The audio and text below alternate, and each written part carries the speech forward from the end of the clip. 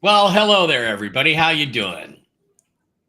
Blake, answer the question, good sir. How are you doing on your second appearance on Strictly Football? That's right. Yeah, first one I made a cameo, so this is going to be the full show. I'm in for the full experience. I'm looking All forward. right, Thank you for inviting me. everybody. Yes. Welcome to Strictly Football with Mike Bara, Brian Engelman, and today TV's Blake Wally. Great to have you guys with us to talk some football. We're going to talk some Browns, some Seahawks, and some Vikings, as well as all the other games. And then we're going to pick them. And we got Jim Mitchell's betting tips live from, well, not live from Las Vegas, but next week maybe we can get live from Las Vegas. We'll have Jim come on and actually read his betting tips, but we've got him. So there you go. Heck yeah, this was a super exciting week. We're going to talk about the Snow Globe. We're going to talk about their first place teams fighting to win the division. All of that and more on today's episode of Strictly Football, powered by the Unhappy Hour. Eric Metcalf, and you're watching Unhappy Hour.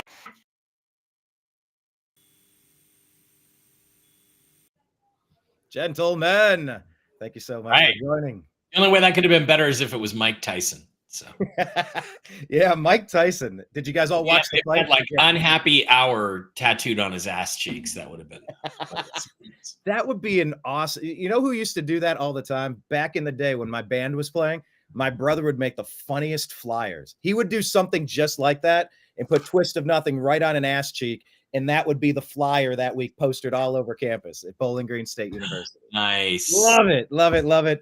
Nice. Well, I'll tell you what was plastered across the country last week. That was the Snow Globe game in Cleveland, freaking Ohio. It's been a season to forget on the shores of Lake Erie for the Cleveland Browns, who were in the playoffs last year, expecting to take leaps and bounds this year, perhaps. And my God, they were instead battling for the title of worst team in the league. Are they in the running for the top quarterback to replace Deshaun Watson, Mike?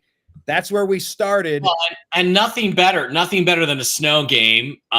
Russell Wilson was phenomenal on third down, but they didn't quite get enough points. Remember last week I told you the betting tip that I got from not from Jim, it was from another show I was watching. I forget what it was, but they said basically that it was it was like an NFL Network thing where they said that Mike Tomlin was 0-7 on a short week against a divisional opponent on the road. And that was that game. And now he's 0-8. So it must mean something, right? But I got to show you this. This is Colin Cowherd went to a bar in LA. Oh, yes. They have cameras set up around the stadium, right? They have cameras set up. And so when you're standing there, it's as if you're sitting in the stadium watching the game. Check this out. This is like incredible. This is the future of sports entertainment experience. Check this out.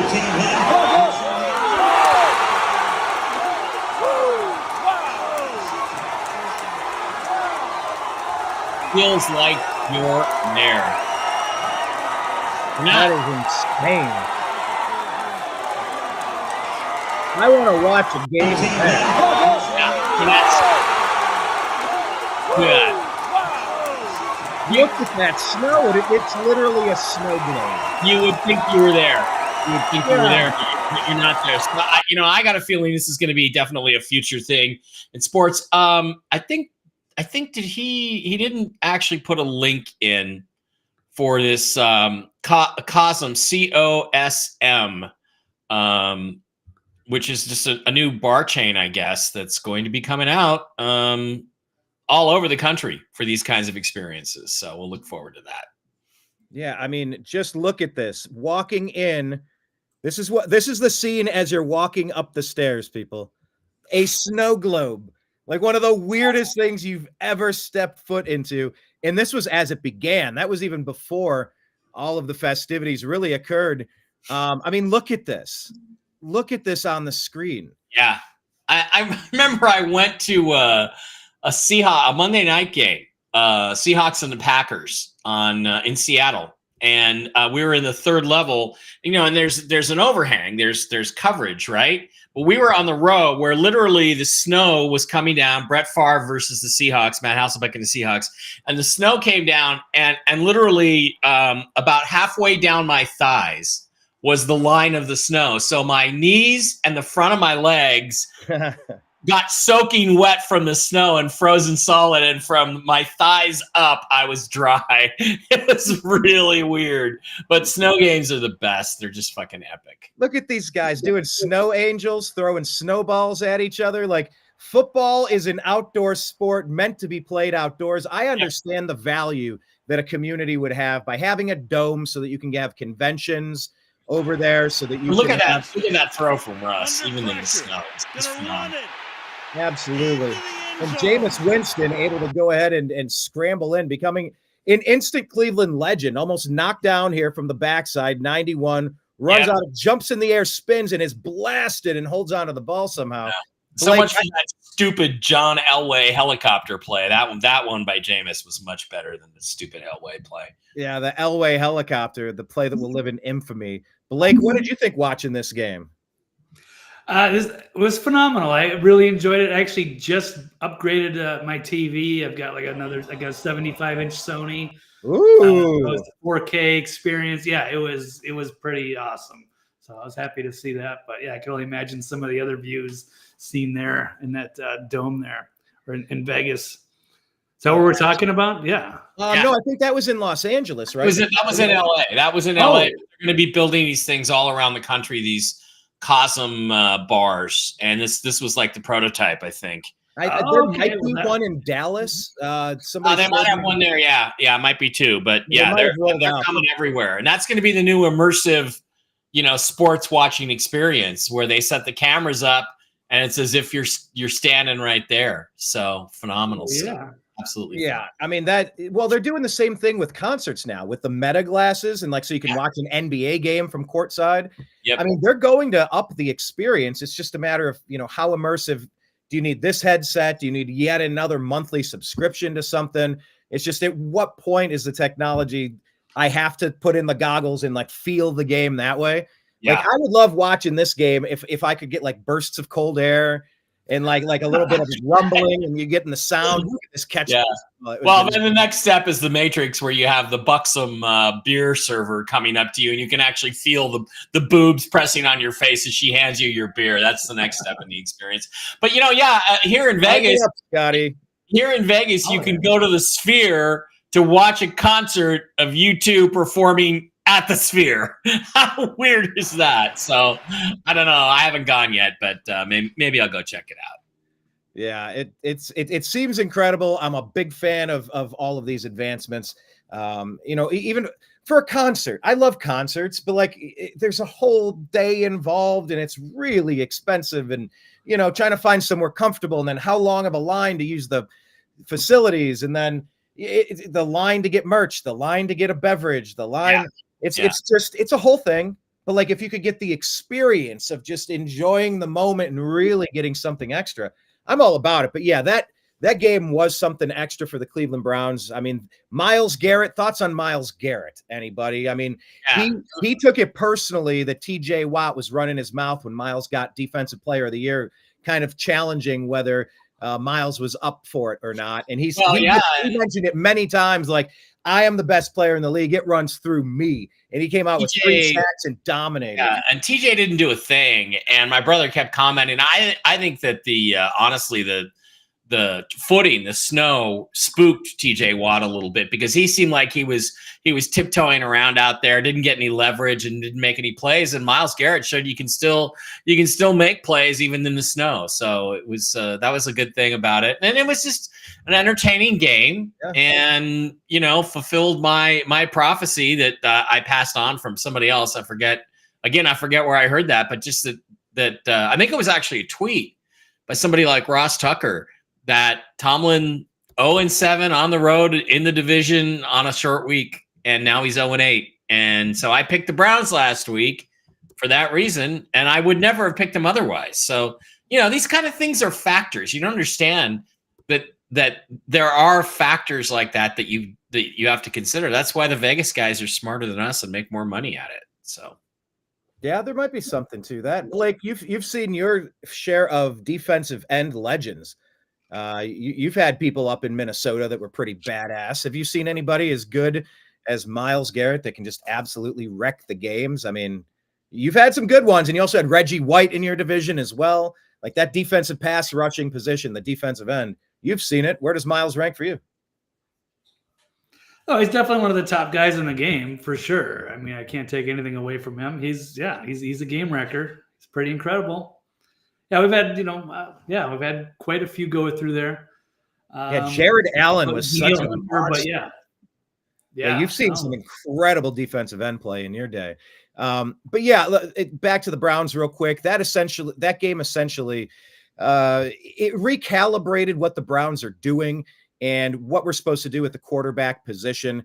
It's pretty important that we figure out what in the heck we're supposed to do. We improved to 3-8 on the season, and we beat the 8-3 Steelers. So we have been, I think we became the only team in NFL history, check the stats, to break 2 5-game winning streaks in the division. Like, we did something ridiculous. We beat the Ravens, we beat the Steelers, and we stopped 2 5-game winning streaks. And we're only a 3-8 team. But now we're trying to figure out, what do we do next year at quarterback? Any thoughts on Jameis Winston and what you saw out of him? He had the LASIK surgery. If you really look, his turnovers are way down from that 30-30 season that he's so famous for. And look, I don't know, have you watched the interviews with this guy? Like, he's an interesting character on the sidelines. He praises God. He's living in the moment. He's like, my entire life, I've never played in the snow. He's like, glory be to the Creator. Like, this is the best day ever for me. Any thoughts on the quarterback position for the Browns? Because we went from being the maybe 1 or 2 overall pick to now we're somewhere 7, 8. And we're looking at Jameis. Can he be a bridge quarterback to something while we build around him? Any thoughts? What would you do if you were the GM of the Browns at quarterback, knowing you have Deshaun Watson for like $110 million over 2 years, fully guaranteed, regardless? What would you guys do? Take the quarterback. You always take the quarterback. And if that means you have to move on from Jameis, you move on. Jameis is interesting because he's got a photographic memory, but yet he makes some of the worst fucking decisions with the football you could ever imagine. I mean, it's like, he's like Geno Smith. It's like, I mean, Geno's not very smart, but Jameis is really intelligent, yet he just can't seem in the moment under pressure to make the right decision. And you know, you got, if there's a quarterback there that's worth taking as a first round pick, you take him. If you have this guy rated in the first round, I don't care if you have him rated as the 32nd or 35th best player, even in the early second round. If you're sitting there at 8 and you know, you're looking at your future at quarterback, you just take the quarterback. You just take the chance because you have to. You have to. That's how the Eagles ended up with Jalen Hurts. That's how the Packers ended up with Jordan Love, you know? If you see a guy that you like, you take him, even if you got to stretch a little bit in the first round. You just take him. And no matter how much you might appreciate what Jameis did for you, it's business. So you got to do the business thing. That's fair. Blake, you're GM of the Cleveland Browns for a day, knowing what you know. What do you do here? Do you like, what have you seen? Because we've seen 400-yard games out of Jameis with no interceptions. Last week, he played great, and the team got blown out by 21 points. And it's like, he's clearly not the only problem with this team why we're 3-8. But what say you at quarterback? I mean, Jameis, who has this video pulled up here? You got... I do, because I really thought this was hilarious. Okay, well, give me your thoughts on Jameis and then play the hilarious interview. Everything about Jameis is great. Go binge watch, like, is an hour straight of stuff on X about Jameis. It's incredible footage this week. Yeah, I wasn't even that familiar with him personally until he started speaking after the injury to Watson. And I was like, and everyone was kind of blown away by what he said. Yeah. And then we had this interview here, and the way he's smiling. And I think this person nailed it when he was saying it looks like a hit of MDMA. I guess would be ecstasy. Kind of kicked in halfway through the interview, and you see this weird smile just go across his face. It does. That's exactly what it looks like. It's hilarious. Yeah, I'll roll this real quick. Then I'll get to that. You don't become a Brown until you beat the Steelers. What will it take tonight? Great line. The horse is prepared for battle, but victory comes from the Lord. So I'm dependent on the Lord. Is that the message to the team? Day by day, one play at a time. That's the message. Weather conditions tonight. We're expecting winds up to 15 miles per hour in a wintry mix. How will that impact your ability to throw the ball? I am so happy and grateful that the Lord has blessed me to play in some snow, to be in true football weather in Cleveland, Ohio at Huntington Bank Field today to give him the glory. It's a beautiful day. Sure feels like you're playing in the AFC North. It is. It's magical. Thank you. UFC. All right. That's Let me- wild. Let me tell you, it is magical. Let me show you this. I don't know if you guys have ever seen this. So this is in the first round of the playoffs.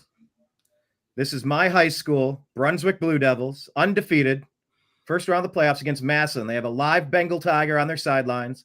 They're playing in Paul Brown Stadium. These guys are just massive. We're in the playoffs. This is me in the fourth quarter in an absolute whiteout game. I sack quarterback Ben Himes. They have about like a minute and a half on the clock. They're around the 35, 40-yard line, trying to get down. We win the game 6-7. They missed their extra point in the blizzard. We made ours. And I like this picture has been with me. They use this on our program for the high school football team year after year after year after year. And so I lived this moment, and I got a chance to this was in the newspaper the next day. And I was That's like, oh my God. I got up from the sack and I just yelled at my stands. I like this is me screaming at our sidelines to get as loud as they can so we can end this game. So like when I watch a game like this, woo, I get it all in the feels, I gentlemen. can't get over how big the shoulder pads are. That's what kills me. How huge the freaking shoulder pads are. No. Those are my real Yeah. shoulders, bro. Those are your real. Those are the real shoulders. But anyway, it was a fantastic game. It was one of my favorite things that I've seen in a very long time. We'll see what the Browns do the rest of the season. Are they going to remain competitive? They're better than their 3-8 record says they are, I think. So anyway, that's pretty much all I had to say on that. Any final thoughts on the Snow Globe game? Steelers, Browns, Blake? Yeah, I mean, I'm just disappointed because I had the Browns and the under, which I looked like a genius through 3 quarters, and then there was like 4 touchdowns in the fourth quarter, and it ruined my bet. I think I had under 36.5, so that was disappointing. But yeah, Winston, he's a cool guy. I think you should keep him if you can, but I definitely agree with Mike. You got to draft somebody. I think we need to. I think we should move to the Vikings game next because I have breaking news. Daniel Jones is going to sign with the Minnesota Vikings. Yep. Okay, interesting. I actually had this one queued up, but I can switch over. We're going to do Vikings. Breaking news. We need a breaking news. I have one over on my. Okay, yeah, we need to add that in here. Minnesota Vikings, they beat the Bears 30-27.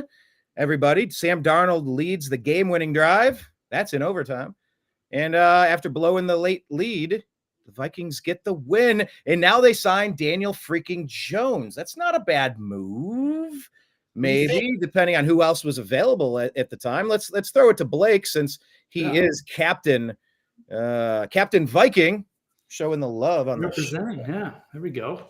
What about this game? We'll talk about this game, and then we'll talk about the quarterback, bolstering the quarterback room there for you. So this game, I didn't have the red zone this week because I just moved. I'm going to try to reorder it for this week. So I had to listen to it, The Legend of Paul Allen, which is great, via podcast, audio here in Nashville because they rarely show Vikings games.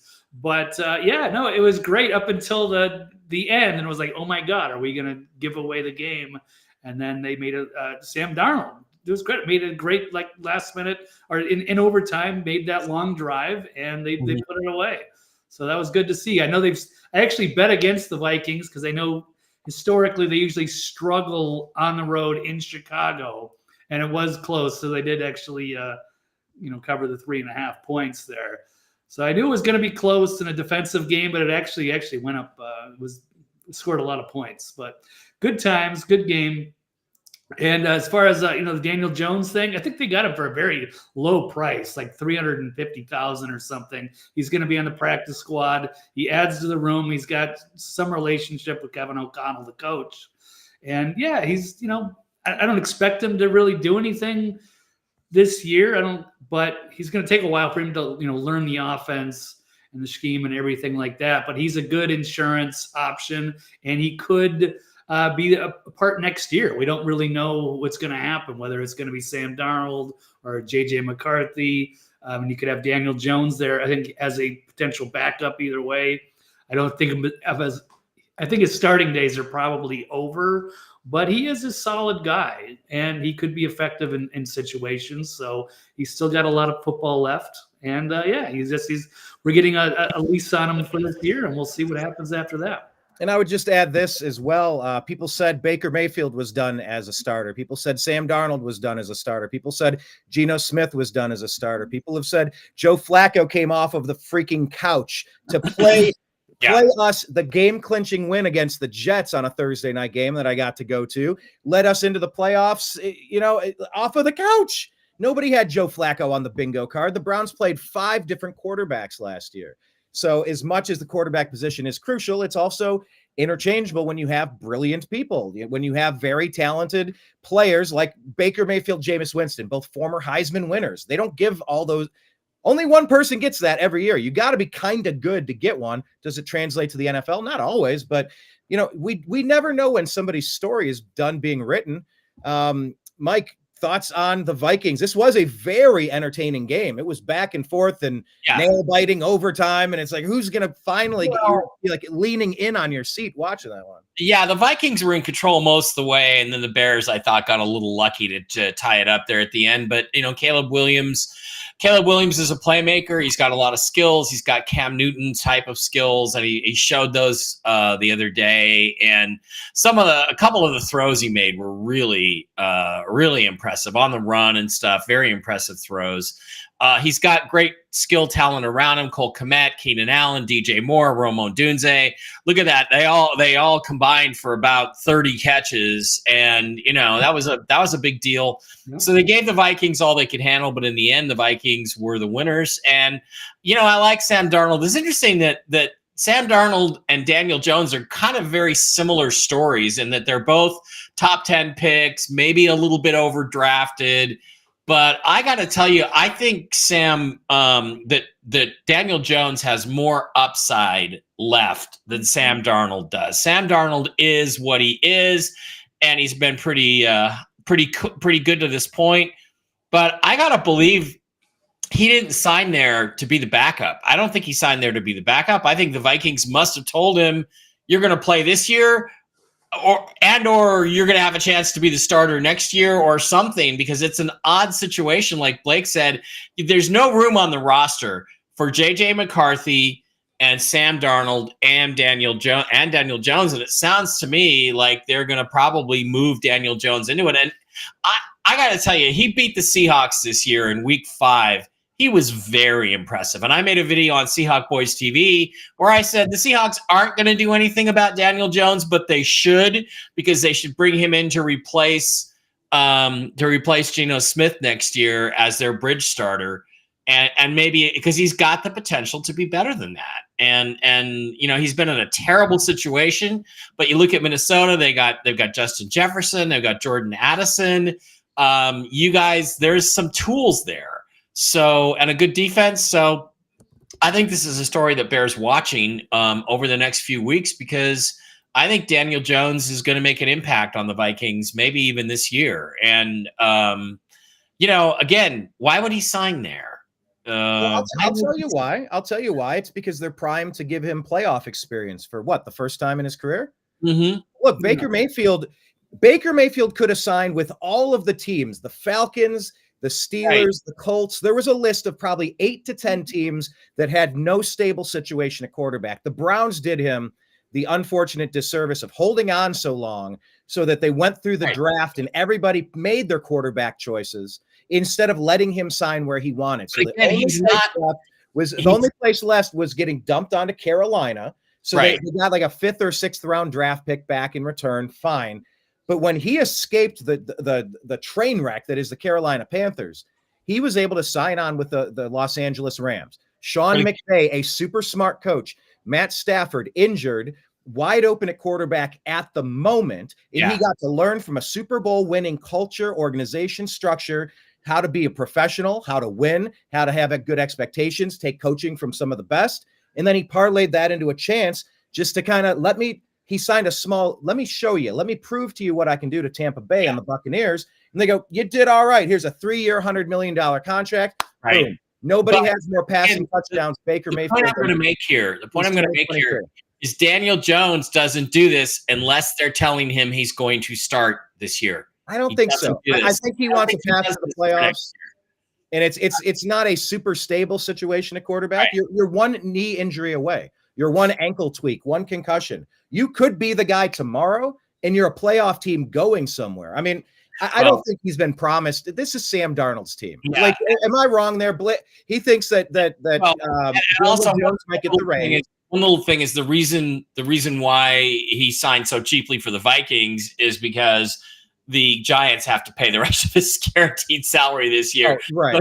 He could have signed for $50 a game or something if he wanted to. So that was a good move. All right. Anyway, go ahead. And I'll add one more point on that, because I think that's what they're saying about Deshaun Watson. Would it be better off to just eat the contract and release him, get him out of the franchise? You know, let someone pick him up for the bare minimum salary. But Blake, what say you? Do you think this is Sam Darnold's team? He's led you guys to a really great record. Why never change horses in midstream, they say on Wag the Dog, but you're 9-2. This is Darnold's team. They're not going to hand it to Jones, or do you believe maybe what Mike is suggesting? Perhaps they're going to make a switch.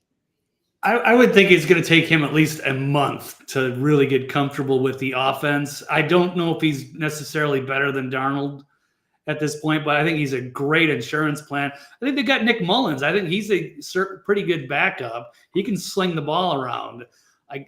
But I mean, yeah, if they go on a playoff run, that's the main thing that Daniel Jones wanted, was a chance to play for a potential contender. And it's a good situation for him. Absolutely. But yeah, unless there's an injury to Sam, I really don't see him being on the field at all. Yeah, but we'll see. We'll see how it shakes out. You never know how it'll shake out. And who knew that the Seattle Seahawks were going to be in first place? Mike Bara. Maybe Mike Bara knew, perhaps. But look, Seahawks get a super crucial win against the Cardinals. That whole division, Mike, has been log jammed at 500, and now you're seeing a bit of a shift occurring, a little sifting of the talent there, and that touchdown interception kind of paved the way on the day. Yeah, log jammed in mediocrity. Absolutely log jammed in mediocrity, because the Cardinals actually looked like the best team in the division for a while. They played really well the first couple of weeks. They lost a game in Buffalo. They should have won. They played hard. They played good. I thought they were going to come in and give a better effort. But what really happened on Sunday, which was really impressive, is that the Seahawks defense has raised its game. They were terrible in midseason, absolutely worse than even under Pete Carroll. And it was like, what are we doing here? Why did we hire a defensive coach when we don't get anything? And they've played much better. They did a few things. They acquired Ernest Jones, a linebacker from the Tennessee Titans. They acquired another lineman from Jacksonville. I forget the guy's name, Williams or something, who's actually made a difference. So their run defense has improved dramatically. And they ran two guys that they signed at linebacker. They just ran them out of town, cut them, took the kick in the balls and under the salary cap, and just got them out of here. So I think there were some attitude problems. They had the center retired, Connor Williams. There's rumors there was some sort of personal problems, like mental illness going on there. They brought in Olu Oluwatimi, a guy from Michigan, in his second year. And guess what? The center position is suddenly solidified. So, you had that stuff. They do have exceptional wide receiver talent. And Jackson Smith-Njigba just looks terrific after he's warming up. He is just now starting to warm up. He's their best receiver, because right now I think you still need DK Metcalf as a threat to take some of the attention off of Njigba. But the reality is that he looks better than DK. He certainly looks better than the aging Tyler Lockett. Geno Smith, again, one up, one down, makes a play here. He made one really, really excellent throw on a key drive, but then he throws just the worst interception you could possibly throw in the red zone at the 5-yard line. A chance to, in the third quarter, late in the third quarter, could have taken a 19-3 lead or a 19-6 lead. Would have been 16-6. Eventually, they would have made it to 19 with the field goal they got later. So, it's an up and down game, but it's an inconsistent division, and the 49ers look like shiz, and the Rams got their butts handed to them. So I guess theoretically, if the Seahawks keep playing at this improved level, especially on the defensive side of the ball, they have a chance to win the division. Shockingly. Amazing. No, it's all over the place in that division. Blake, what did you think? I mean, the Cardinals, a lot of talent on that offensive. You got Marvin Harrison on one side, former Buckeye. You got Jackson Smith and Jigba on the other side, former Buckeye. The Ohio State Buckeyes have become wide receiver university. By the way, the game is this week, Buckeyes versus that team up north. With a whole bunch of marbles on the line. That's a whole separate issue, but what say you about these teams? There's a lot of offensive firepower. It was a low-scoring game, but Seattle is now rising to the top here. Can they keep it up? Yeah, that was an impressive victory. It looked like Cardinals were going to make a move and maybe take the division. I was expecting a high-scoring game. I was looking forward to that. That was kind of one of my prop bets. So they really fell flat. Honestly, didn't get to catch much of that since it wasn't televised in my market.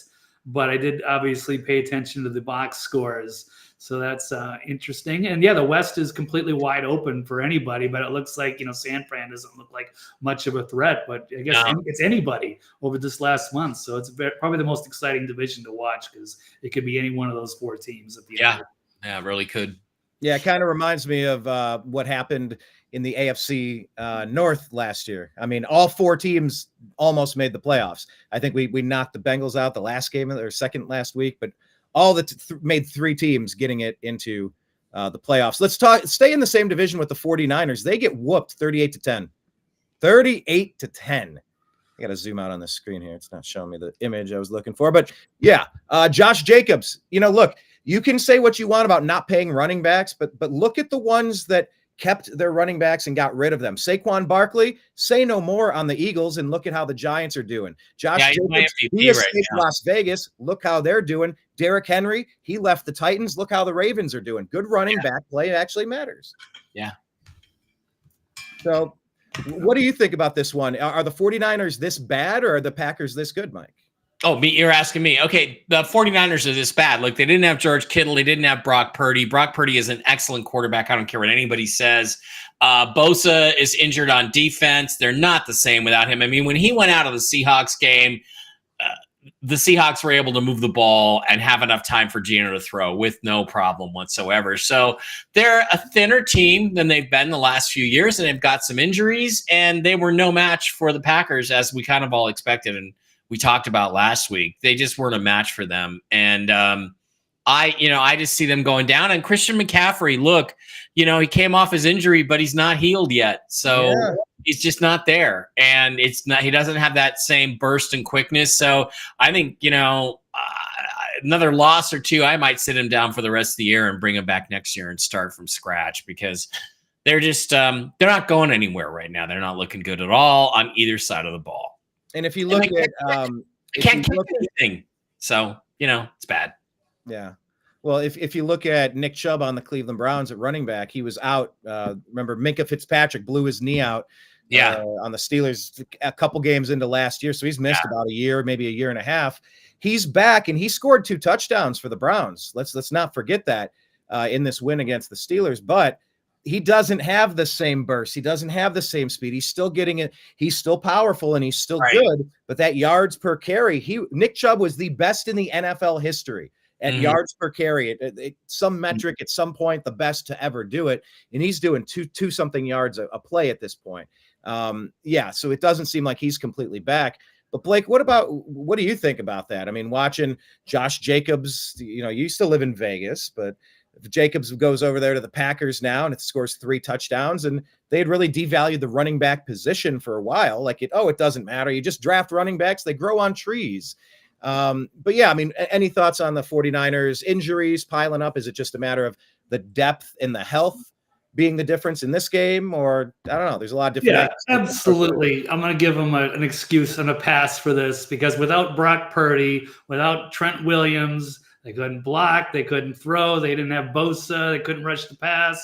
They were dead in the water there in Green Bay, so that's no surprise whatsoever. But if they were full strength, it's a different team. But historically, the team that loses the Super Bowl most of the time, 65% of the time, doesn't even make the playoffs the next year, much less get back to the Super Bowl. So they're going through that Super Bowl hangover thing, and I think if this trend continues, they're going to miss the playoffs. They're not going to win the division. So, it's just one of those years that these things happen. Well, let's stick with that division and just kind of roll with it for a second here. Saquon Barkley, franchise record for the Eagles, 255 yards rushing. Dude is on fire. Dare we say an MVP candidate? And I'm sick of giving MVPs to quarterbacks only. I don't think the quarterback is the only doggone important position in football. Now, I know they usually win. See you tonight at W&W. With some Kansas City Chiefs fan here. All right, Jenny. See you then. What's WW? Whiskey and Wisdom. It's a podcast I did with the original Mark Z at 5:00 tonight Pacific time. So in a couple hours. I think I did tag you. So I saw something. By the way, if you're not following the X feed for Strictly Football, it's at TNAM Football. TNAM for the New American Media. TNAM Football on X. And we're trying to get ongoing conversations between Mike and I about football events through the Strictly Football. Let's slide over there to Strictly Football and show it while we're talking. There it is, Strictly Football. Here, let's. Where are you at? Screen sharing from Mike. Bang! There it is, Strictly Football. So. Strictly Football. We're trying out a whole bunch of new logos. I had AI. I sat down with AI for a while. Man, have you guys tried to get AI to give you an actual image of stuff? And like the weird stuff that they come up with, and they garble faces, garble names. I'm like, I didn't ask for any of this, and it's like intentionally messing with me. Have you guys had an experience with AI yet? Yeah, I had the worst problem trying to get AI to give me a really good, high-quality picture of AOC and Amaranth making out in lingerie, and it just didn't come out right. The hands were all warped. The hands were all wrong. Blake, have you had similar issues with AI? Because I'm seeing the Strictly Football image there, and I've come up with like 10 different ones, 20 different ones. Well, there's a lot of degrees of difference between some of the really good AI programs and the bad ones. So it really depends on the quality of the program. I suppose they use different ones. I've had luck with some and not so much with other ones. So I guess it just depends on which one you're using. Yeah, I've been trying it with Grok lately. But yeah, check out Strictly Football at TNAM Football on X, please. But yeah, back to Saquon. Look, the Eagles are a very talented team. They improved to get this win 37-20 over the Rams, who fall to 5-6. Eagles improved to 9-2. It's just year after year after year, the Eagles are just fantastic. Rams have, look, they've been unhealthy. They're just now coming back, getting more of their players healthy, and maybe they can win several in the last stretch here and fight for a wild card berth. But what do you guys think about the Rams wrapping up this division here? And then anything with the Eagles and Saquon Barkley? Take it away, Mike. Saquon is the MVP. There's no. I don't think we should even be debating it. Lamar, give me a freaking break. Lamar, compared to what the impact Saquon has had, he's the MVP. He's made a huge difference. The Eagles were middle of the road last year. Now they're 9-2. They're running away with the NFC East. They look phenomenal because of Saquon. 255 yards. My God, did you see the game the other night? He's fantastic, and he makes Jalen Hurts that much better. And they've got some guys they can throw to, and they got a good defense. Although they lost Brendan Graham to a torn triceps, that sucks. But the reality is, I think the Eagles. The Eagles are going to be in the NFC Championship game. I think this season, and it's going to be a really interesting NFC playoffs. And the Eagles think they have a good chance to go back to the Super Bowl, and it's all because of Saquon. Forget the Lamar stuff. Just go with that fantastic performance, and he just keeps getting better every week. So. Yeah, and it's so interesting too, because when when players have their breakout seasons, Myles Garrett last season, for example, finally he's been the best defensive player in the league for a couple of years. I remember the same with LeBron. They just wouldn't give LeBron an MVP year after year. They're like, here's a lifetime achievement for Nash. Here's a lifetime achievement MVP for somebody else. But it's like LeBron's been the best year after year. He finally gets it. But when you finally get your MVP, you have like moments that stand out. So last year, Myles Garrett jumps over from a standing jump over the lineman against the Colts to block the field goal. Yeah. Like just crowning you can see that image in your head as Myles Garrett won Defensive Player of the Year. And you see the same with Saquon jumping backward over people. You've never seen that play. I guess Madden added it to their lineup for the video game because they didn't even know someone was capable of doing it. No, I mean, Seahawks had a great running back named Chris Carson a few years back. He had to retire because of a bunch of neck and shoulder injuries. But there was a play about 4 or 5 years ago where he completely leaped over this guy in mid-run, just jumped over him and kept running like something out of Madden. And I'm like, at the time, that was like, I don't think anybody had ever seen anybody do that before. And it was like, oh my God, that's incredible. And then Saquon does it backwards. He does it backwards. It's like, how do you even think about doing that, much less physically do it? I will be so disappointed if he tests positive for steroids because I just believe it's all Saquon doing that because Saquon because he's gone. So phenomenal. And he is, and he was incredible at Penn State. I got to watch him as a Buckeye fan all the time. And geez, when you see that raw talent, it's something to behold. Blake, thoughts on the Eagles, thoughts on this game, thoughts on Saquon, thoughts on the MVP race? Yeah, as Mike said, he's a phenomenal athlete. It's an incredible performance, and you get to see him with and credit the offensive line. You see the difference there between the weak Giants offensive line and Philly's dominant, who just pushed the Rams around like blocking sleds all night. So they just ran it down their throat. It was interesting. I'm not an Eagles fan, but I got to respect the talent they have. I was a little disappointed. I had a prop bet. I wanted Dallas Goedert to get some yards, but they didn't even have time to throw the ball because they couldn't stop their run. Yeah. So why throw it when you can just run it down their throats? And again, the Rams, they got Matt Stafford. That's about all they have. Puka Nacua and Cooper Kupp. Those are, Kyron Williams is good. They're good players, but they're possession receivers, both of them, and they're not really deep threats. And, if the Seahawks had Matt Stafford instead of Geno Smith, I'd say, hey, we're going to be in that mix for those last 4 spots or 2 spots in the NFC. But, that's the best thing they got going for them. So, thanks for coming, Rams. Thanks for showing up. All right, let's talk about maybe the team that it's going to run through in the NFC when it's all said and done. The Detroit Football Lions improve to 10-1 on the season, defeating the Indianapolis Colts, sending them back to 5-7. All right. So, Detroit, clearly they are the team to beat. It seems like maybe they're the betting favorite now. I saw that they're the odds-on betting favorite, at least at some outlets, to win this whole thing. Blake, they're in your division. You've seen a lot of Lions teams that don't matter. You've seen some great Barry Sanders teams that couldn't get past Eric Kramer and, whatever reason, they weren't going anywhere particularly. Calvin, Eric Kramer, Megatron. You've had some great stuff going on, but never have you seen the Lions put together like this. This is a full team. Yeah, it's very different the last couple of years. It used to be like that's our easy 2 victories of the year. Going against Detroit, didn't matter road game, home game. Detroit was a doormat, except for just a few occasional years when they had Barry Sanders or Megatron or what have you. A few little one and done playoff teams, but they have really built something special there in Detroit. They are the team to beat, certainly. Baltimore's good. Kansas City's just not like blowing people out, but Detroit is blowing people out. I thought this was going to be a trap game against Indianapolis because they got to get ready for Thursday. But no, they still blew Indianapolis out. So, no, they are a phenomenal team. They are the team to beat. I will say that. Even as a Vikings fan, it's hard to believe. I wouldn't say that about the Packers. I hate the Packers too much. But, hey, hats off to Detroit. I hope we can beat them. But, it wouldn't surprise me if they run away with it.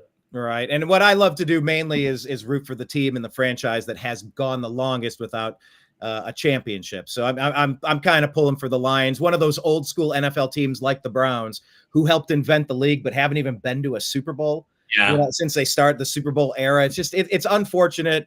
I'm pseudo rooting for them. Look, 3 rushing touchdowns from Gibbs. Mike, Gibbs and Montgomery, a 2-headed beast for sure over there. Yeah, great running game. And the guy I feel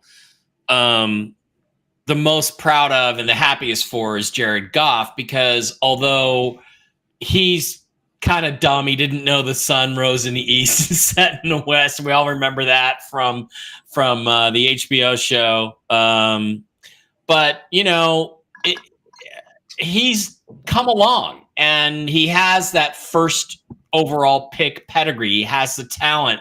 He can make all the throws. A couple years ago when we traded Russell Wilson, I'm like, go get Jared Goff, go trade for him. If the Lions don't like him, let's go get him, because he can make all the throws and you can work with that. And it's great to see that he's found coaches that can work with what he does well. And, again, I think the Lions-Eagles is going to be a fantastic NFC Championship game. I don't mean to sell your Vikings short, Blake, but I think the quarterbacks are a little better. And the Lions are the best team in football right now. And how much better would they be? They're missing the best defensive player in the league. As far as I'm concerned, Aiden Hutchinson was the best player in the league when he broke his leg. So how much better would they be if they still had Aiden Hutchinson? And I know that upsets you with Myles Garrett, but the Lions. Look, there's a lot of great players. Nobody's Myles. That's fine. Here's the thing, though, that's kind of pressure. That's tough. In 2012, 2013, I knew the Seahawks had the best team in the league, but by far. But that doesn't mean you're going to win it, because you had the 49ers breathing down our necks, and we took the amazing Richard Sherman tip play to get us into the Super Bowl. Once we got to the Super Bowl, the Broncos were going to be child's play. But the worst thing I can imagine would be knowing you have the best team and your team doesn't win it. They somehow blow it. So I'm hoping or they somehow blow it by injuries. The 2015 Cavaliers basketball team, Kevin Love, LeBron James, we were steamrolling everybody, and then both Kyrie blew out his knee, and then Kelly Olynyk blew out the shoulder of Love. And it's like we still took it 5 or 6 games with Della Vadova and Tristan Thompson. Happened to the 96 Supersonics, who should have beaten the 72-10 Bulls, but they had 2 key guys go out with injuries, Nate McMillan and even Scottie Pippen admitted to Nate that we know you guys would have beat us if you were healthy because we were out of gas. And then the same thing too, you have injuries sometimes even in the Super Bowl game. The game the Seahawks lost to the Patriots, 2 key starters, Cliff Averill and Jeremy Lane, go out with injuries, or they probably would have comfortably won that game. And it's like, that's cruel. So you hope that never happens, injuries, or you just make some key mistake and blow it. But I got to be honest. I think I'm rooting for the Lions, because I'm always going to root for the Lions and the Bills and the Bengals and the Browns and the teams that, not the Cardinals, but all those other teams that have never been there. And the Vikings have never won one. They've been to the Super Bowl, but they've never won one. So. Right. Speaking of cruel, you were saying that Jared Goff isn't all that smart. So I was like, what's that actor from the Barbie movie? Ryan Gosling. He looks so much to me like Jared Goff. Jared Goff could have played the role of Ken in that movie. Maybe they're not really known for being bright. Am I off base there? I always look at those two and think that they remind me of each other. Or was he Joe? Was pretty good. What was he in Joe and Blade Runner 2049? Is that his character or something? Yeah. Got to make out with Ana de Armas. I'm always going to be jealous of Ryan Gosling for that. Fair enough. Hey, just real quick before we bounce to the next one, Indianapolis Colts, Anthony Richardson. He didn't have a great game, but they do seem to be going back to him. I know one of your favorite topics, Mike, is kind of looking at the quarterbacks and how they're progressing. What did you think? Blake made a great point that it was a trap game. It was almost a trap game. They kept that game very competitive until the Lions sort of pulled away in the third quarter. But Richardson shows flashes. He continues to show flashes. The question with him is selfishness and character, right? Just like Cam Newton. And did you notice Cam Newton's been taking shots at people all week? Russell Wilson. I'm like, they're carrying Russell Wilson. It's like, Cam, give me a break. You couldn't carry Russ's jock strap. Go look at your stats. Go look at his stats, you fucking loser. Anyway. But how do you really feel on the topic? How do you really feel? I just wonder about Richardson, whether he's got the character to be a Super Bowl champion, and I don't think that he does. So far, he hasn't shown it. So, and look, that's the question. People say it about Baker Mayfield. They said it about Jameis Winston. There's a lot of players out there. You wonder, and then people like Joe Flacco already have the hardware. It's like, all right, but I mean, like you said, character. There's a way to be inward and to be a professional and to go about your business. Then there's a way to just kind of always be around other stuff, always kind of in things that kind of take you off of the path. as an example, the defining moment for Cam Newton is the fumble in the Super Bowl against the Broncos, and he doesn't go for it. He jumps back to protect himself. I'm sorry, you put the ball on the ground in the Super Bowl, you throw your body in there. I don't care what hit you. And that just shows you who the guy is. So, I mean, that's a great reminder on that. That I couldn't understand the instinct. I understand an instinct to go after the ball. That's actually what got Baker Mayfield injured. He threw an interception. The receiver ran the wrong route. We cut the guy, Anthony Schwartz. But anyway, it was on the return where Baker ran out to make a tackle, and that's when he blew out his shoulder, and it ruined that last season to the point where the Browns just got rid of him the next year. So, yeah, not having the instinct to dive at a football at the most important moment of your life. I mean, even at your own physical peril, you dive at the ball. Like if you care about the sport, if you love the game of football, you dive at it. All right, well, let's move over to a guy that loves the game of football, despite a lot of people saying, hey, man, maybe you should hang him up. Tua Tagovailoa, 4 touchdowns in this rout of the New England Patriots. Patriots fall to 3-9, and the Dolphins improve to 5-6. It seems like they've hit their floor, and they've found a way to start moving in the right direction now that Tua is back. Blake Wally, what do you think about this one? Dolphins versus Patriots. Patriots young quarterback, Tua often injured, Tyreek having his worst statistical season ever. What's your takeaway here? Well, yes, Tyreek's got something wrong. He's got a ligament in his wrist or something. Like he could easily go for surgery, but he's going to play through it. So he's in pain. They have a lot of talent there on Miami, and Tua has been a really good quarterback. He's very accurate. So they put up a lot of points. Certainly they didn't, with the injuries, that's pretty concerning, but he's very brave. He's come back. Now there's also a lot of, interest in Drake May. He's also very talented, but he does not have nearly the skill players that Tua does. So they got worked in this one, but there's certainly, they could build something around him in New England. He's shown a lot of potential to be a star in this league. I think so far it's early, but right. Well, I mean, he was drafted as a top 5 guy for a reason, number 3, I think. Yeah. So exciting things for the future. Yeah. You mentioned Dallas Goedert previously in that Eagles game because I drafted him as a rookie as well. I kept him in my both dynasty leagues. A couple people to keep your eyes on with the Dolphins team. I like Jalen Wright, the backup to Devon there. He's getting almost split carries there, better yards per average for Jalen Wright. I do like him, even though Mostert will cannibalize some of those touchdown opportunities. But I like Jonnu Smith as well. Smith is 9 catches for 87 yards on 11 targets. He's had a couple of good weeks. I picked him up in my Dynasty Football League. A great option at tight end if he's still sitting around. And if not, trade for him. He's coming on hot. And with tight ends, when they lock in with a quarterback and they start finding a rhythm of how they're going to call their plays, and they know when to check down and like they get that rapport going, you ride a hot tight end, and that can take you big places because tight end has been one of the worst spots to add fantasy football consistency over the past few years. So check out Smith there. Mike, what were your thoughts on this one? The Dolphins are back on track. New England's still young and not all that great. Yeah, you cannot overstate the value of Tua to the Miami Dolphins. I mean, Absolutely. It's phenomenal, the difference he makes. When the Seahawks beat them, they were a shell of a team. They couldn't even get the ball to Tyreek Hill, not even on screens and stuff. It was dismal. Now they look so much better. They look like a real football team, and his impact just goes on both sides of the ball. It propagates everywhere. It propagates spherically, and the whole team is better for Tua being out there. So I don't think Tua is going to quit. I don't think he's going to retire. And I think he's their guy. And unless Jalen Milroe falls into their laps in the draft or something, and they decide to take a shot at the future, Tua is the guy there, and he should be. And he's worth what they're paying him because look at the difference he makes for their whole team on both sides of the ball. I agree with Blake 100% on Drake May. The only thing I'm going to say that's cautionary is we all thought the same thing. We all thought the same thing about Matt Jones the first year and when he looked really good. So you got to be cautious because once again, it's the New England Patriots. But Drake May looks like he has a lot more on the ball than Mac Jones ever did. So, let's see what happens there. I think if you're New England, you got to be optimistic about Mac Jones. You just have to. Wait, about Mac Jones. Sorry, About, no, Drake May. You have to be optimistic. Mac Jones, I just saw he signed somewhere. Where did he go? I think Jacksonville. He's in Jacksonville, isn't he? Yeah, he's back up for Okay. Yeah, that's another team. They drafted a high quarterback. Has Trevor Lawrence really proven he's your franchise guy? They gave him the extension just like they gave Daniel Jones the extension.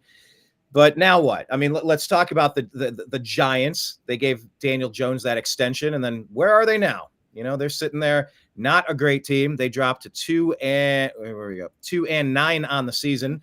Buccaneers have 4 rushing touchdowns from 4 different players: Sean Tucker, Rashad White, Bucky Irving, and Baker freaking Mayfield. Danny DeVito, aka Tommy DeVito, he got the start. Not an awful game, but didn't really get much happening there for him.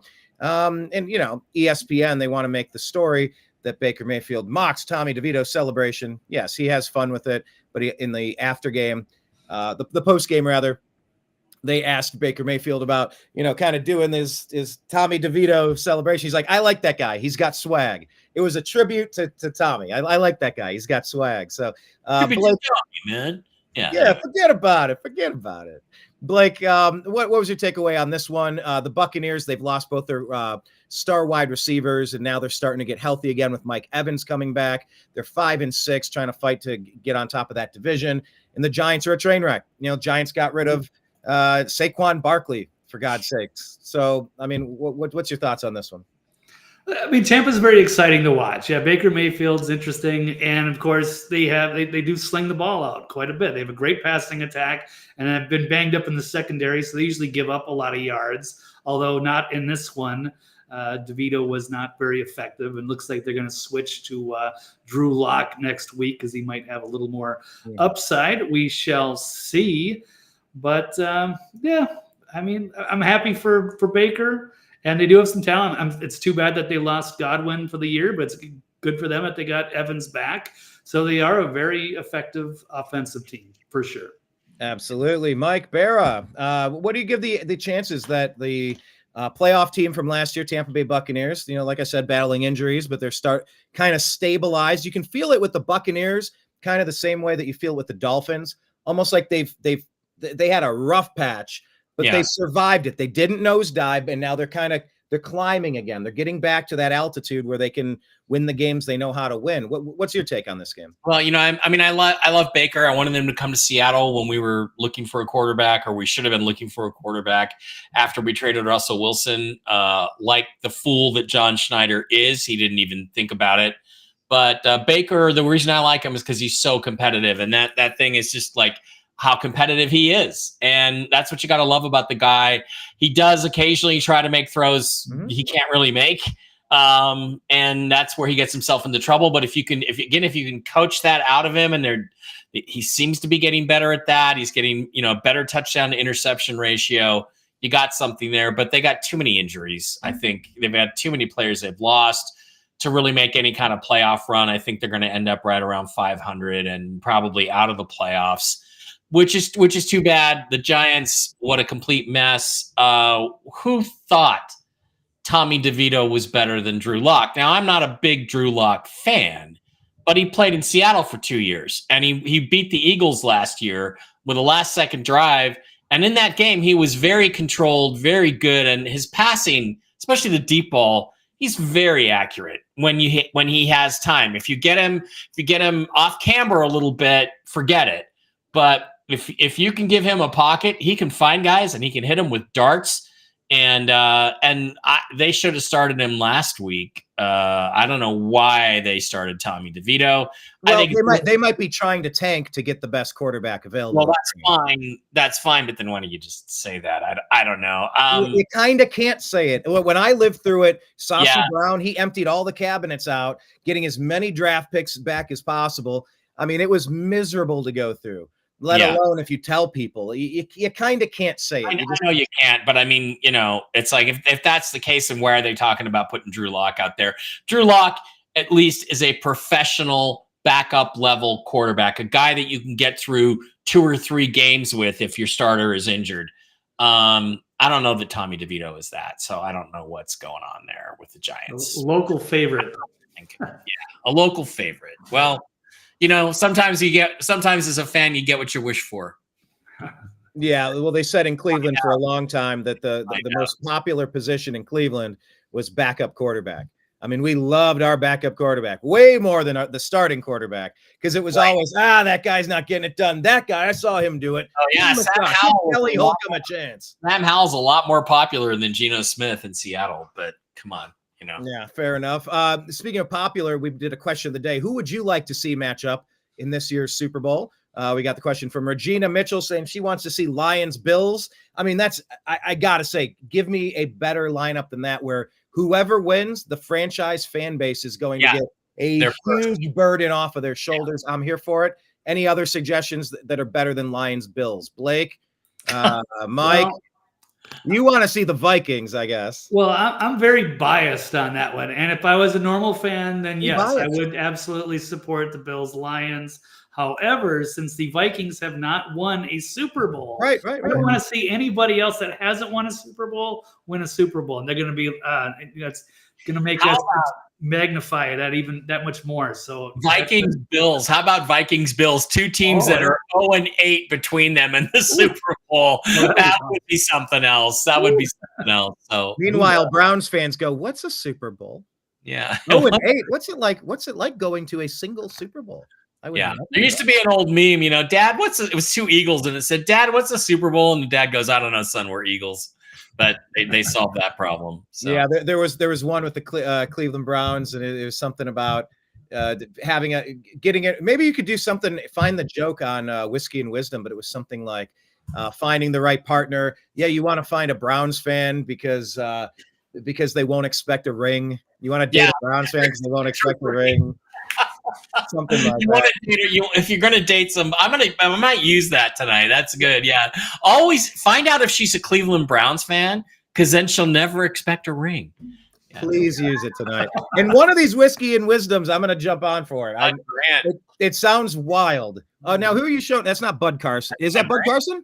No, it's Bud Grant. Yeah. Oh, I said Bud Grant. I meant, okay, yeah. Coincidentally, I just happen to have it in the room. I'm looking at it. I'm going, I should display that. Pete Carroll's mentor was Bud Grant. That's right. Yeah.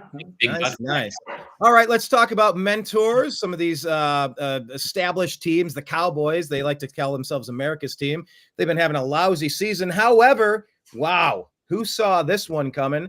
The Cowboys haven't really shown us much, and of course, their quarterback's been injured, but they take down the Washington Redskins 34-26. Cowboys improved to 4-7 on the year. Washington falls to 7-5. And the former Cleveland Brown, Austin Seibert, misses an extra point late. And the Commanders lose their third in a row. And then they lose to the Cowboys. So take it away. What do we think about this one? Starting with Blake, because his eyes got big. Well, I guess the Cowboys finally won. I did actually hit this bet. I think I only bet about $10 on it, but they finally came through. They've been getting absolutely thrashed. I guess Jaden Daniels may be still a little bit banged up from the ribs. He's not as mobile. He's not making as many plays. I didn't actually watch too much of this one. The Cowboys are a shell of themselves with all the injuries. So, yeah, a tough loss and a surprise there as the Commanders have looked very good lately, but not on that day.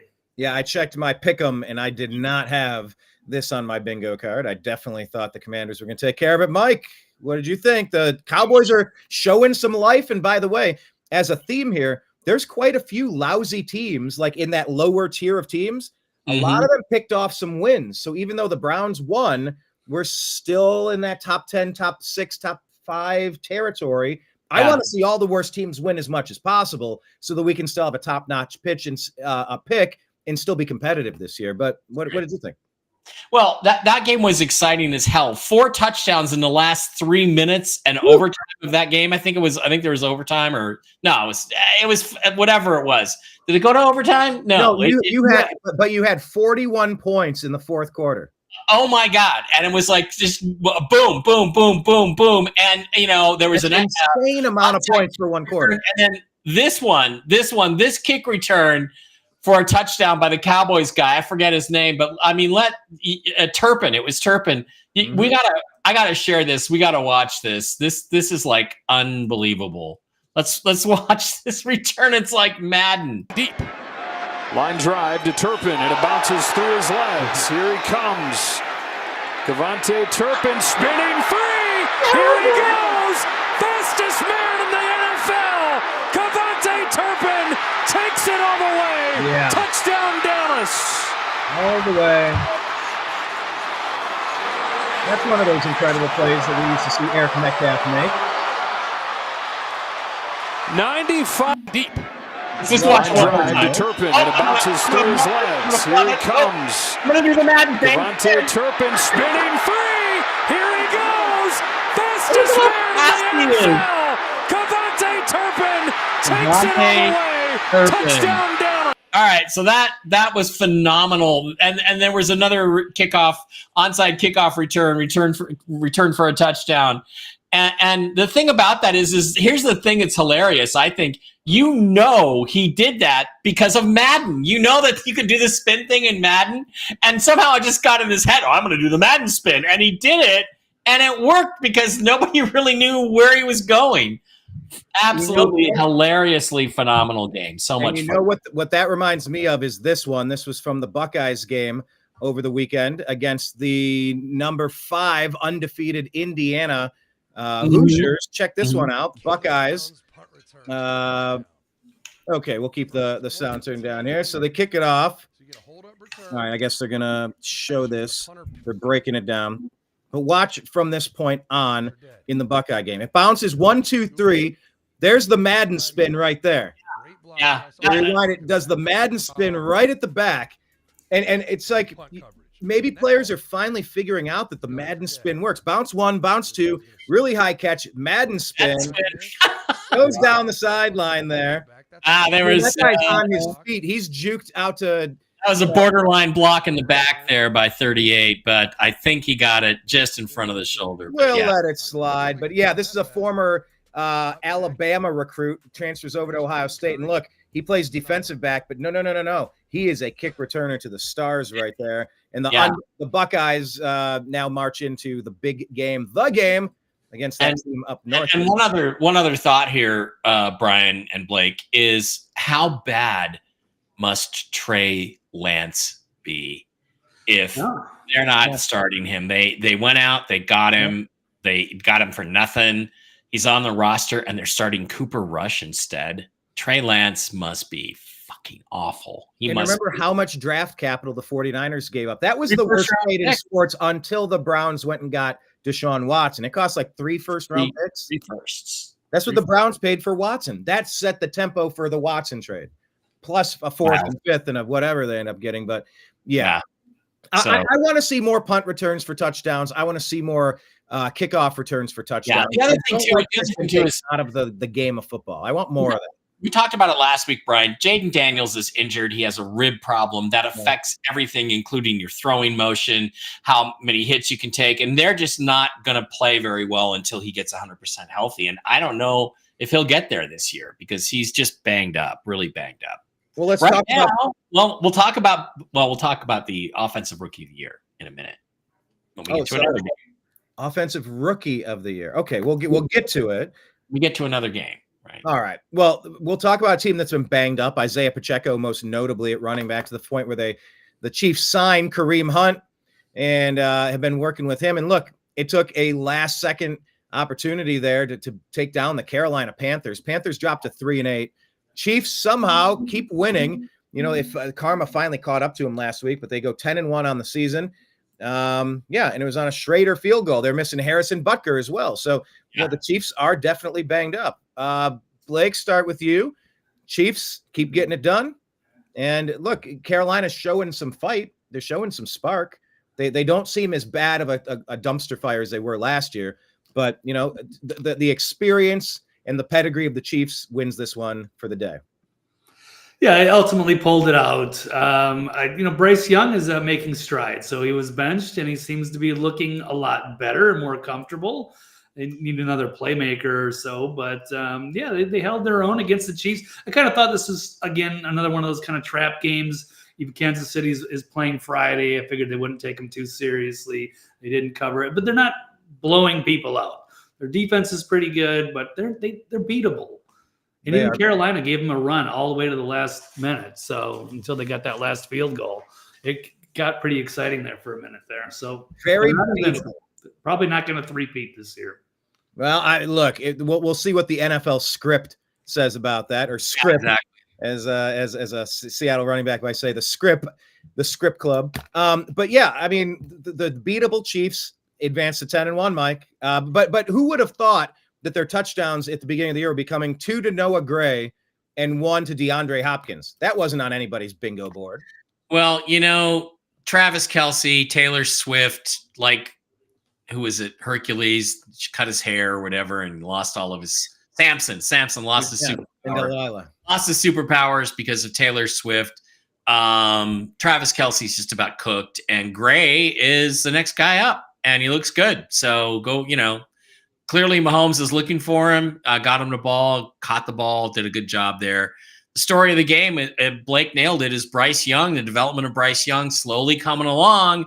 But, so it's going to lead to a big dilemma. If you're the Carolina Panthers and you're sitting there staring at Shadur Sanders or Derek Ward or Milroe or one of the other quarterbacks and you really like them, do you pass on them for the offensive guy, for the wide receiver, and stick with Bryce Young? Or do you say, we just don't see it quite from Bryce Young. So he's going to make it difficult for them by playing better, and he's starting to play better, and good for him.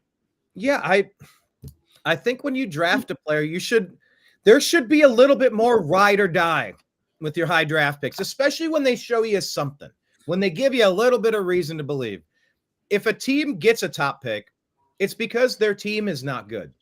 Mm-hmm. If you go with the guy, give him some more weapons. Give him some playmakers on defense, because if you're stopping him on one side, it helps you get more possessions on the other side. A better offensive lineman, a playmaker at wide receiver, a running back that's dynamic to open it up and move the safeties back a little bit. Like just all sorts of things. Linebackers back a little bit. Right. That's why, like the Baker, you draft him, you go up, you go down, you have some good years, some not so good years, some injuries, playoff, you beat the Steelers in the playoffs. I don't know. I want cities to ride with their guy a little bit longer, because but you know what? Not everybody's ready in year one. They're just not. Here's the thing. If the Cowboys took Troy Aikman, and then they got a chance to take, who was it? Steve, what was his name? He's from Miami, but he was actually a better prospect. They used a supplemental draft pick in '89 to take a second quarterback. I forget his name.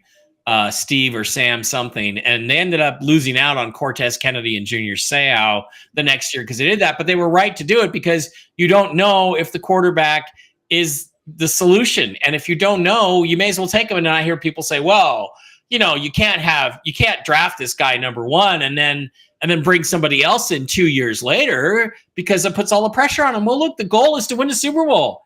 And that would be Steve Walsh in the first round of the '89 supplemental draft. And if your quarterback can't handle the competition, I don't think he's going to win a Super Bowl for you. And isn't that the whole point of football? Is to win By the way, Super Bowl? they're drafting '89. Troy Aikman, Steve Wisniewski, Daryl Johnston, Mark Stepnoski, Tony Tolbert.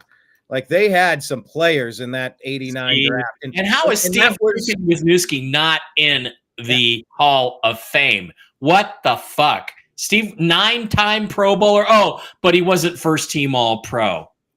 Okay. Yeah, so a bunch of East Coast sports writers didn't vote for him. Great. And by the way, remember the Herschel Walker trade in '89 as well, Blake. You remember that as a I was trying to avoid that. Yeah, I figured that was coming. Yeah, I think that we pretty much stacked their draft, gave it to him. By the way, Blake, I completely forgot to mention to you, Blake, when you brought up Paul Allen. I played hoops with Paul Allen. Used to play hoops with him in Bloomington at a gym there. And usually when we would play, I would pick a team and he would pick a team because we were the two oldest guys there. I was in my 30s when I lived in Bloomington, and he was fun. He was just starting to be a sports announcer then. He wasn't the voice of the Vikings or anything. So I kind of knew him a little bit, and I was stunned when I found out he wasn't gay, but he's not. So he was a fun guy to hang around with, and funny because he was just like that personality off the air as he was on the air. No difference. Oh yeah, the same guy. Yeah, that's awesome. Yeah, we used to pick guys and give them nicknames. I'm going to call that guy Kitna because he looks like John Kitna. He has a shaved head. And he's like, yeah, he does look like Kitna. Let's call him Kitna. So That was fun. I did that a few times. That was great. Yeah, he was a horse race. He worked Canterbury Downs over there, so he's used to calling like the horse races. That's how he kind of has his style, and he's still up there with the binoculars at every game. That's just how he calls things. He's got a lot of personality. I remember when his wife was pregnant, and he comes on and he's doing this commercial, and he says something. He's something like baby's ready to come, wife is in spread formation. Just doing stuff like that.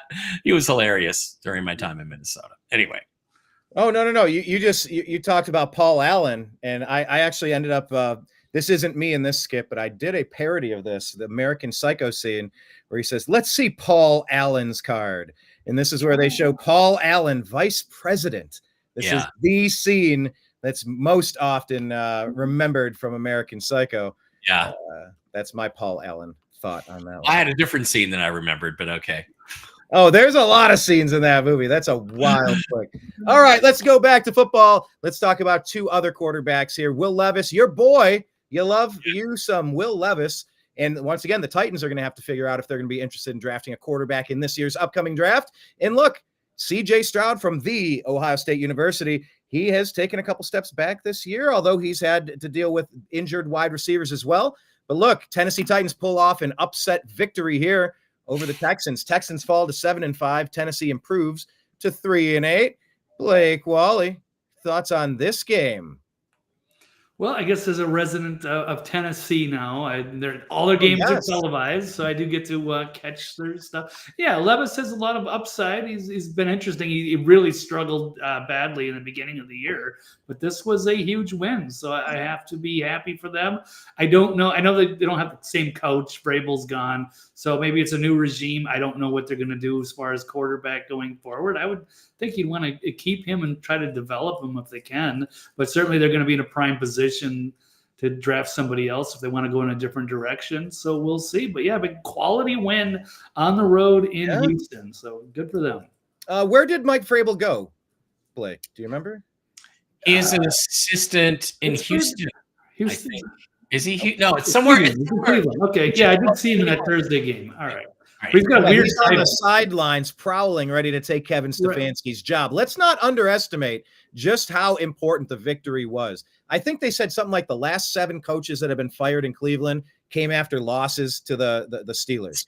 Like we cannot tolerate losing to that. Like the Buckeyes have lost 3 in a row, Ryan Day, to that team up north with the cheating Harbaugh system over there. We cannot tolerate it. We will not tolerate it. Mike Vrabel was roaming the sidelines, sniffing around. Am I going to get to snap the neck of Kevin Stefanski and run him out of town and become head coach here? Or should I maybe go to Carolina? Should I go to Jacksonville? Like he's being rumored at a lot of different places. He's one of the biggest names out there. Hell of a coach. But yeah, I think this win probably saved Kevin Stefanski's job. All right, back to you, Mike. Yeah, this was a big win for Levis. I'm all in favor, by the way, of all of Michigan's wins from last year or last 3 years being voided and making Washington the national champions last year. I'm all in favor of that. I loved CJ Stroud in the 2023 draft, and I really liked Will Levis. And after CJ Stroud was gone, Seahawks could have traded up to the number 1 pick and gotten him. They didn't. My backup plan is Will Levis. They passed on him for Devon Witherspoon. They passed on him for Jackson Smith-Njigba. Both are coming along. Witherspoon finally had a good game this last week. He had a really good game in the win over the Cardinals. So they're both good players, but then they still could have traded up to the top of the second round from 40 up to 30 or 32 or 35 or whatever and gotten Levis. They didn't do it because John Schneider's a loser and a dumbass and didn't think he needed a quarterback. Had they done that, I would be happy Seahawk boy Mike because we would have our future quarterback in place. Look, the guy just keeps coming along. He just keeps coming along. And was it this week or last week that he threw the 98-yard touchdown pass, Levis, out of the end zone? Will Levis's long in this game was to Chig Okawonko, So 70 yards. this might have been that game. I don't remember, but he's coming along. He's starting to play better. He still makes a mistake, and it's like when he had the interception. Twitter just starts destroying Will Levis because that's the thing. This guy has all the physical tools. He's big. He's strong. The Tennessee Titans have a future with this guy. He just takes time. At this point in his career, he remains ahead of Josh Allen and Peyton Manning in terms of his development. He's got more touchdowns. He's got fewer interceptions. He's got better quarterback rating.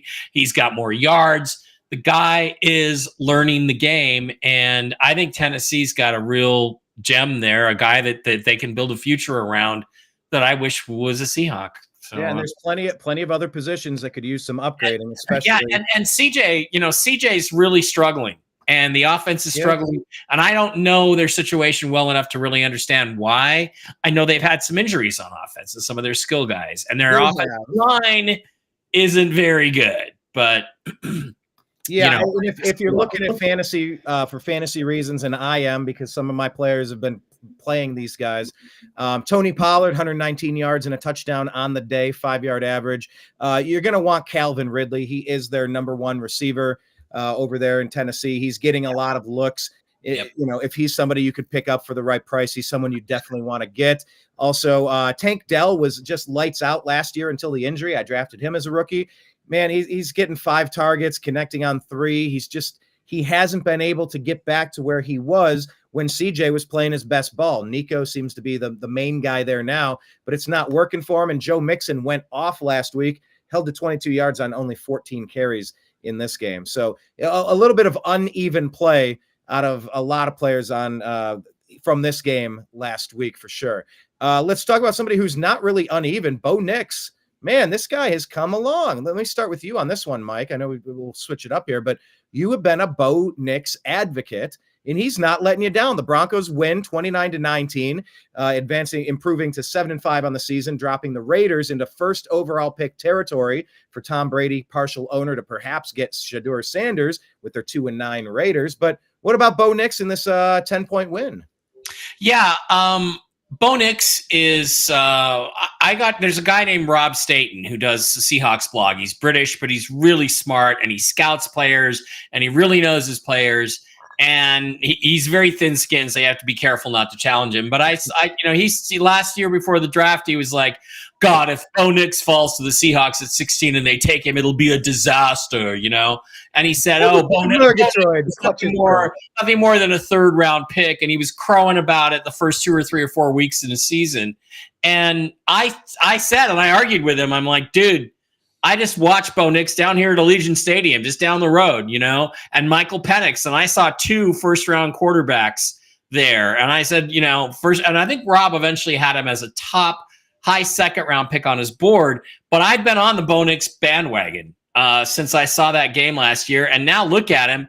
I think he surpasses Jaden Daniels right now as the offensive rookie of the year. What did he have? 3 or 4 touchdowns last week, or another phenomenal 4 game? touchdowns last week. 2 this week.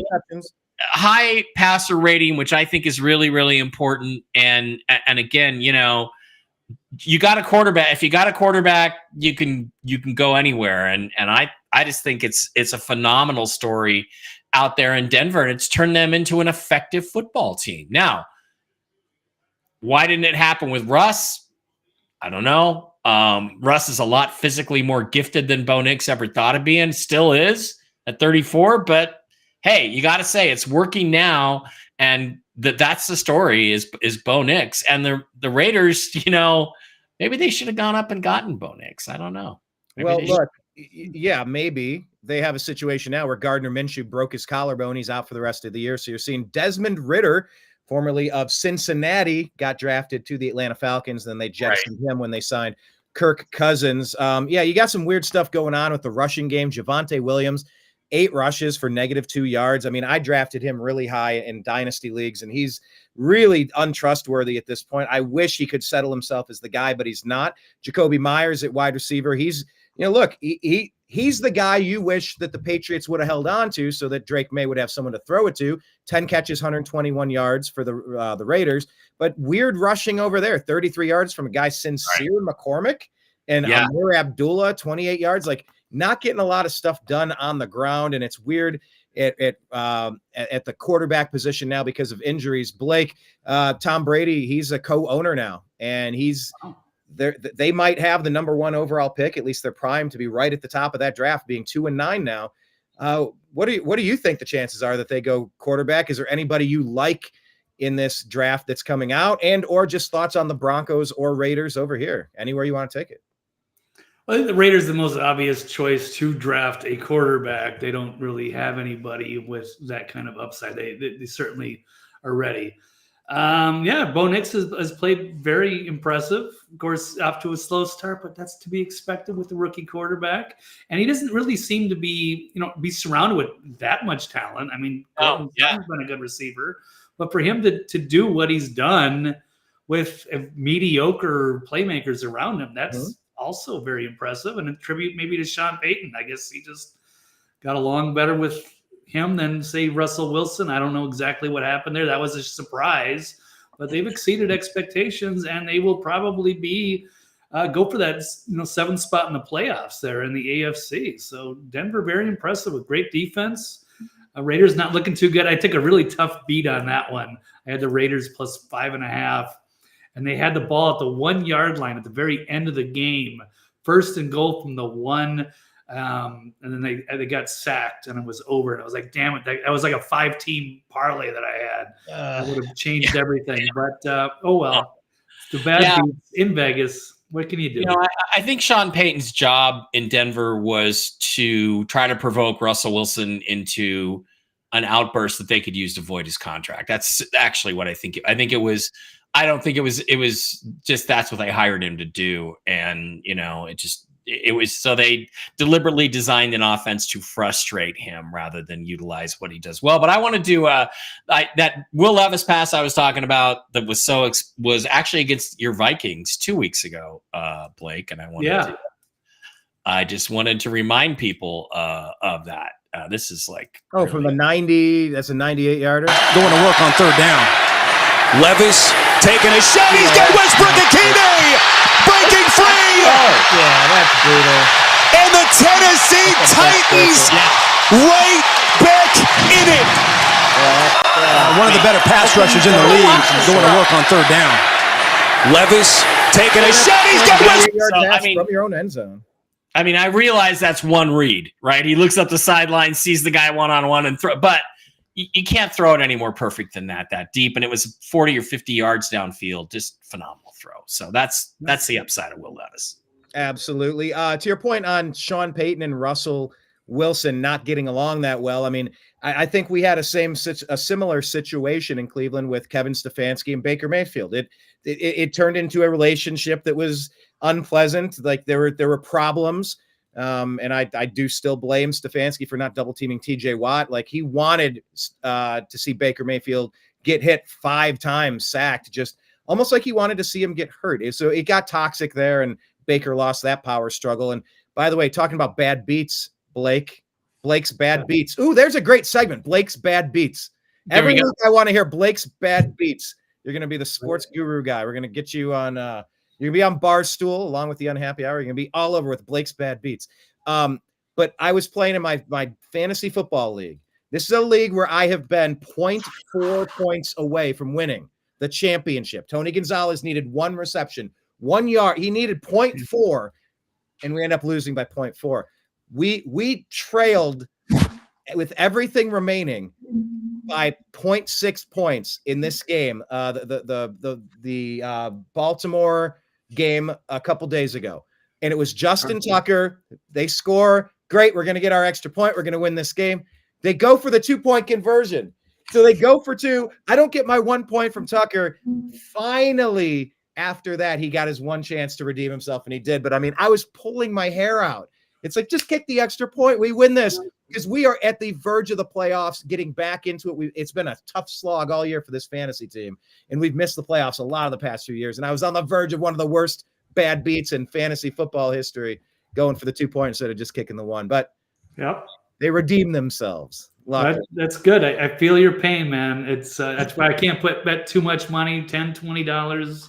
Yeah. But otherwise, you go insane when you get those bad beats like that. Yeah, I lost one of those ones. It might have been on that Chargers Ravens game. J.K. Dobbins, Yeah. the Ohio State guy.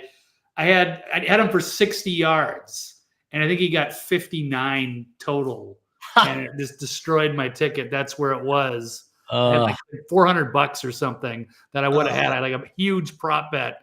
And it was a high scoring game that I wanted. And yeah, J.K. Dobbins ran for 40 and then what? He had receiving for like 19 or something. 1 yard short of like $10 into 400. I was pissed, but what can you do? That is brutal. Well, let's talk about that game. The Ravens edge out the Chargers in the Harbaugh Bowl. Ravens improved to 8-4 on the year. Chargers dropped to 7-4. Mike, what did you think about this one? This was a close game. Herbert got it done. Ladd McConkey had a nice game. Derrick Henry doing Derrick Henry things, but yeah, Ravens pull it away. Well, first of all, just to go back to the Russell Wilson, Sean Payton thing, if you can't get along with Russell Wilson, it's you're the one with the problem, not Russ. He's a guy who shows up early for work, works his ass off, in fantastic shape, team player. You're the one with the problem. Justin Herbert just doesn't do it. He just doesn't win big games. And no matter how much talent he has, he just doesn't win big games. And Lamar wasn't very good, but the Ravens were much more physical. And Derrick Henry pounded the rock down their throats. And, Big John is now 3-0 against Little Jim. And, is kind of beating up on his little brother there a little bit. So I don't know. I mean, a good game, entertaining game, but Lamar didn't look that great. And I was not really surprised. I just felt like the Ravens were the more physically imposing team. And that's what ended up, I think, happening, was that they were just a little too tough for the Chargers. Chargers are going to be a good team, but Harbaugh needs to build it. So, and then, then it's going to come down to, well, how good is Justin Herbert really? And I to answer that question, I don't really know. We're all kind of waiting to see. I mean, he seems to have the physical tools, but has he been able to really put it all together yet? Right. Not so much. Blake, when the Ravens stole the Cleveland Browns franchise in the mid to late 90s, they became another team in the NFL that are rocking the purple. I know you took that personally, but what do you think about the Ravens' victory here over the Chargers in general?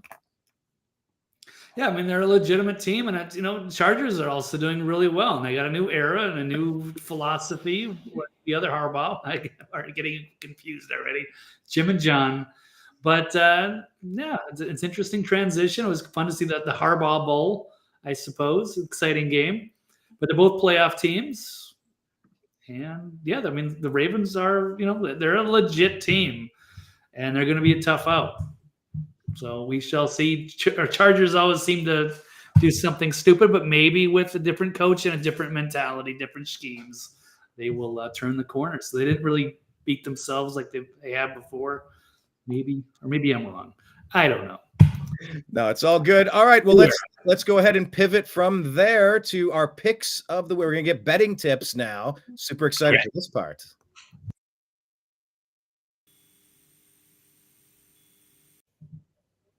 All right, Mike Bara. One of these days, you're going to get our gambling guru to join us. Yeah. It's been rumored Jim Mitchell and his dog. Jim's got some computer issues, but this is what he's got for this week on betting tips, and it should be some pretty interesting stuff here. Bears Lions is where it starts. Bears are 11-20-26 straight up. They're 3-19 straight up on the road. Lions are 32-9 straight up in their last 41 games, 33-11 against the spread indoors. I think everything there says take the Lions over the Bears at home on Thanksgiving. Giants Cowboys. Giants are 10-8-1 straight up. They're 1-15 straight up on Sunday. Cowboys are 13-1 straight up against the Giants when they average 17 points a game. A lot of good, interesting stuff there. The Giants are 19-10 though against the spread, so it kind of looks to me like it'll be a game where the Cowboys should win, but the Giants will cover. So that's interesting information. Dolphins, Packers. Tua is 1-8 straight up in 50-degree or less weather, so it may be cold there. Dolphins are 8-19 against the spread. 1-13 straight up versus teams with winning records are the Dolphins winning records. So I don't think it looks good. But this is an interesting stat, and the one I think is the most important is teams that play the Santa Clara 49ers are 13-28 straight up the week after. So the Packers played them. So it looks like there's a chance there could be an upset here, but I really think you got to take the Packers at home. But we'll see. They're given 3.5 points. Raiders versus Chiefs. Chiefs are 13-point favorites. Mahomes is 33-5 straight up against the AFC West. Double-digit favorites are 5-2 against the spread and 6-1 straight up this year. Raiders are 9-6 against the spread. Gardner Minshew, that doesn't matter. Gardner's not going to play. So dogs of 6 or more points are 33-20 against the spread. I think it kind of says take the Chiefs in that one. Titans, Redskins, and we do always call them the Redskins. Titans are 2-9 against the spread. Chargers, Falcons. Cousins is 3-12 straight up indoors.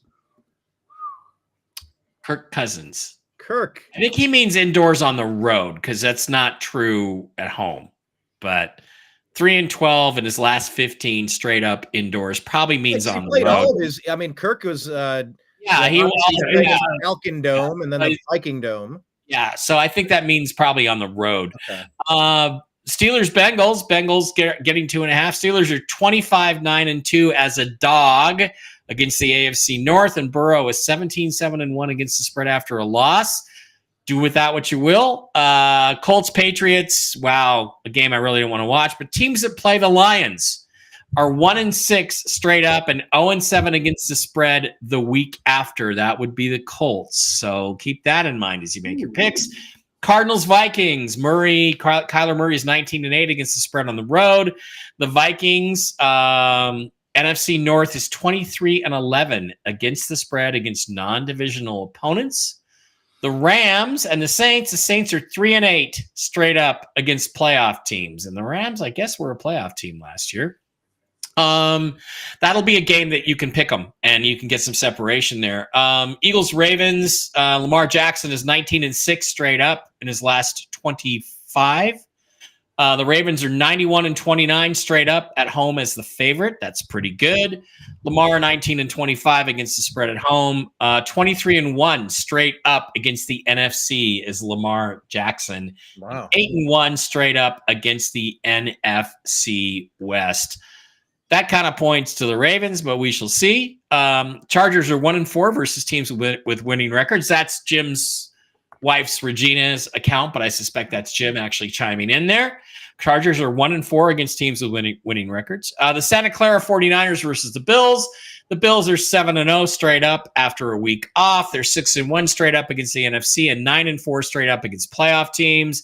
All that points to a Bills victory. Browns, Broncos. Broncos are 14-20 against the spread when it comes to the Vikings. And those are Jim Mitchell's and his Corgi Lucy's betting tips for the week.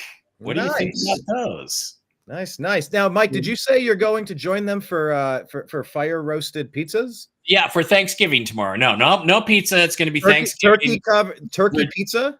Regina is going to not make turkey pizza. No, she's going to make it. Whoa, guys, hold on a second now. Wait a minute now. Hold on. Now, wait. We could make a Thanksgiving pizza. You could have like some stuffing. It could be done. Some gravy. And it would still be better than putting pineapple on any pizza. I love pineapple. I will, Blake. You're both anti-pineapple. You're sick. Brian, you're sick. Awful.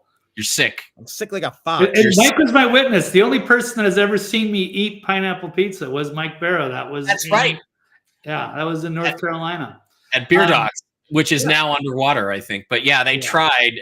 Blake did try it there and was like, I don't think this is for me. Yeah. Well, I would try a Thanksgiving pizza. I'm actually looking forward to it. Blake, now are you able to make your picks for the week? We saw our picks of the week from Jim Mitchell. Thank you for all of those. And Blake joining us for a full show. We're like, Blake, you need to get in on this pick'em action, sir. Let's see what you're made of. Let's see if you can pull up the screen. We've We've been going 13 weeks now. I had a good week. Mike, of course, has a better week.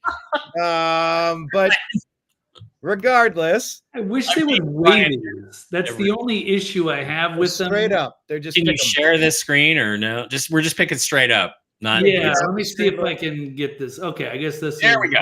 There we go. Okay, yeah, they should give you like bonus. It should be like on the money line always. That way you don't win as much if you're taking a heavy favorite, and you win a lot if you're taking the underdog. They should definitely balance that out. Maybe a suggestion for next year if there's a way to do that. So we're just going straight up on these. So I'm going to go do a quick run through. Do I just go through all the teams? All right. Yeah, normally we talk about it and then click them in real time. It looks like maybe you pre-clicked, but yeah, walk us through the why. A quick thought on the game and why you reached the conclusion. I mean, I just made these picks like in a 2-minute flurry before the game or before our show. Hey, beginner's luck. It's a thing, man. I've seen it over and over at a poker table. Right. All right. Well, I think it's easy. The obvious choice there, Detroit at home, Thanksgiving against Chicago. That should be a lock as far as just straight up goes. And New York, the Giants at Dallas. I think the Giants are going to come back. I mean, Dallas is coming off the high, off of an upset victory. New York, they were criticized even by their own teammates for playing soft. So I think they'll respond and they'll beat Dallas. I might change my pick now, given the trends there from Jim on the Miami at Green Bay. Nothing is locked in until you speak it into existence. Feel free to. You can still change it. Yeah, you can click on it and change it if you want, but that's you. That's up to you. We'll run with the original pick. Why not? I think Miami's ready to play a little bit of spoiler, and maybe they'll do something. I mean, I don't trust Tua now in the cold games. It's going to be a cold game in Green Bay. I just looked up the weather. I think 32 is the high, so it's going to be a little below freezing, but perfectly fine for football weather. Green Bay probably will win, but I'm taking Miami with the spread. Kansas City with hosting Las Vegas. Yeah, I think it's going to be a revenge game. I know Las Vegas embarrassed them last year, so I think they're going to come roaring back. They're prepared for that one to dominate, and they're certainly going to be in trouble playing. I don't know if they're going to be doing Aiden O'Connell if he's coming back from injury, or if they're going to be playing Ritter. But either way, I think they're going to get flattened there. Minnesota, with Minnesota hosting Arizona, yeah, I think they're going to win that one. Arizona's going to be a tough out. Should be a good one. Houston to beat Jacksonville. Yeah, I think they're going to bounce back and go after. I think Jacksonville's probably given up on the year, so they're going to be. I don't know if they're going to put much fight into them. How about New England? Yeah, I think they can pull off a victory against Indianapolis. I do like Richardson, but he's got a lot of growth to do, and they've got a soft defense. I think New England pulls out a close victory at home. I'll give Kirk Cousins and the Falcons the nod in another close game at home. Coming off a bye, I don't know. That's a coin flip right there. Chargers could certainly pull that off. But I'll take Atlanta in that one. There's another one I should probably switch. Pittsburgh and Cincinnati. Pittsburgh really is great at pulling off those close underdog games on the road. Unless they're in Cleveland. Huh? Unless they're in Cleveland. They did not get it done there. Well, no, they were a favorite, though. They were a favorite. So I think as an underdog, if they are an underdog in that game, and I haven't looked at the spread, so maybe I'm wrong. That's going to be a really close one, a really good big AFC battle there. I guess I'm just taking Cincinnati in that one. We'll take it. Coin flip. Seattle at New York. I know New York's coming. They got to buy. They're fresh, but God, they look terrible. Don't like the coach. I think Aaron Rodgers looks old. I think Seattle can pull that one off. What else do we have? Tennessee at Washington. I think Washington will bounce back. And take that victory after the embarrassment against Dallas. Rams at New Orleans. That's a tough one. I do like the Rams. They do have some good playmakers. I like the Cooper and Puka Nacua and Stafford. Puka Nacua. It means don't worry. Right. So New Orleans doesn't have that much firepower. So I'll take the Rams there.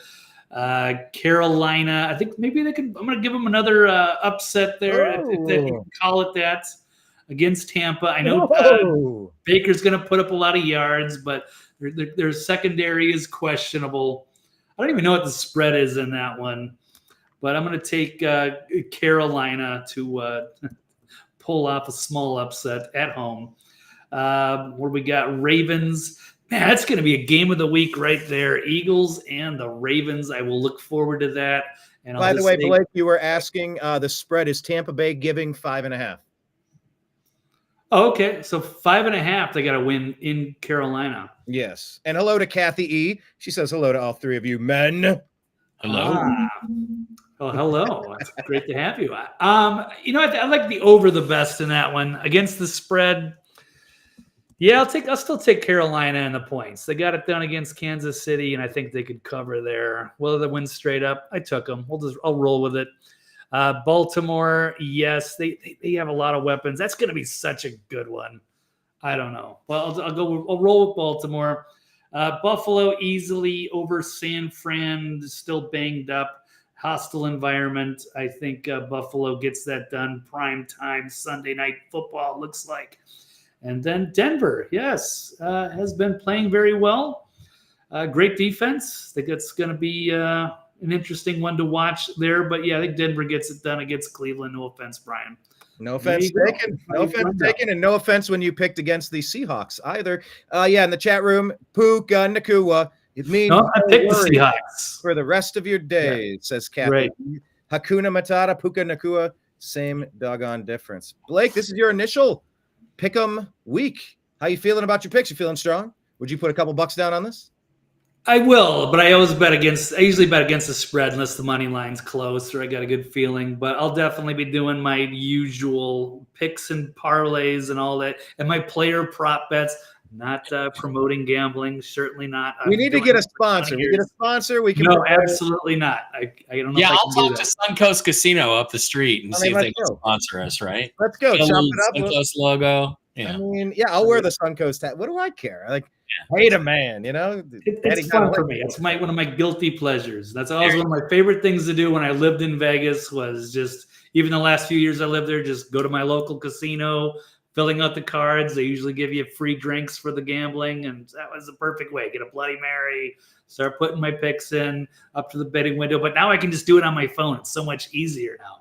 Oh, it's so much easier. And I've never been much of a gambler, and I don't intend to be. I was always taught at a young age they don't build all those high rises in Vegas off of the winners. There's a reason that they're playing the game in the house. Mileage out of it. You waste money in the slot machine. You'll be eaten alive. They'll take your money so fast it'll be gone in minutes. Yeah. Whereas football game, you can get 3 good solid hours of entertainment out of that 10 or 20 bucks. Right. Or whatever. That's right. And that's why I like to play blackjack, Blake, when I do gamble, because usually, unless you have a really bad streak, you can play 2 or 3 hours. And I'm like, well, okay, so I lost $400, but would I paid $400 for a 3-hour show in Vegas? Sure, it's just entertainment. I got to drink the whole time and talk to some pretty girls, and there you are, right? Where are your favorite places to watch games? Blake, you're in a new area. I don't know if you have a spot. Mike, do you have a favorite spot to? Suncoast up the street just completely redid their sports book with just these gigantic screens, and everything's up to date and high tech, and that's pretty cool. And it's a mile away, so right now that's my favorite. But who knows what other possibilities there are? There's always it's always something. There's some great spots in Vegas that can have some amazing promos or food and screens everywhere. Yeah. It just kind of depends. I remember a couple years the Rio had like a really fancy setup when they had all the food out there. Like they go all out. So you just got to find the right ones. But tons of places to watch a game. I mean, I've done I've done all sorts of places. It was like 30,000 square feet. Hollywood Billiards. It was right on Hollywood.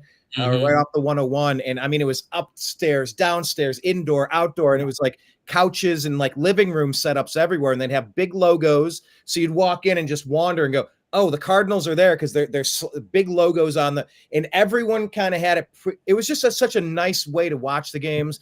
I've done B-dubs plenty of years in different cities. I'm liking Twin Peaks now, over 100 screens right Yeah. there. And I have there's good a lot to like conversations about with everybody Twin at the bar. Like I'm meeting good people, having good conversations too. The food is shit at Twin Peaks, but who cares? I'll tell you what, the pot roast is incredible. The pot roast is actually Well, if I ridiculous. ever find my way back to Twin Peaks, I will try the pot roast. All right. So not a sponsor yet, but hey, I'm listening. Give me a call. All right, Mike Bara, you had a week last week. Blake has no history. You have an impeccable history. I wanted to lead with, look how good I did last week. Maybe my best week ever. Mike's like, yawn. I crushed you again by a couple of games.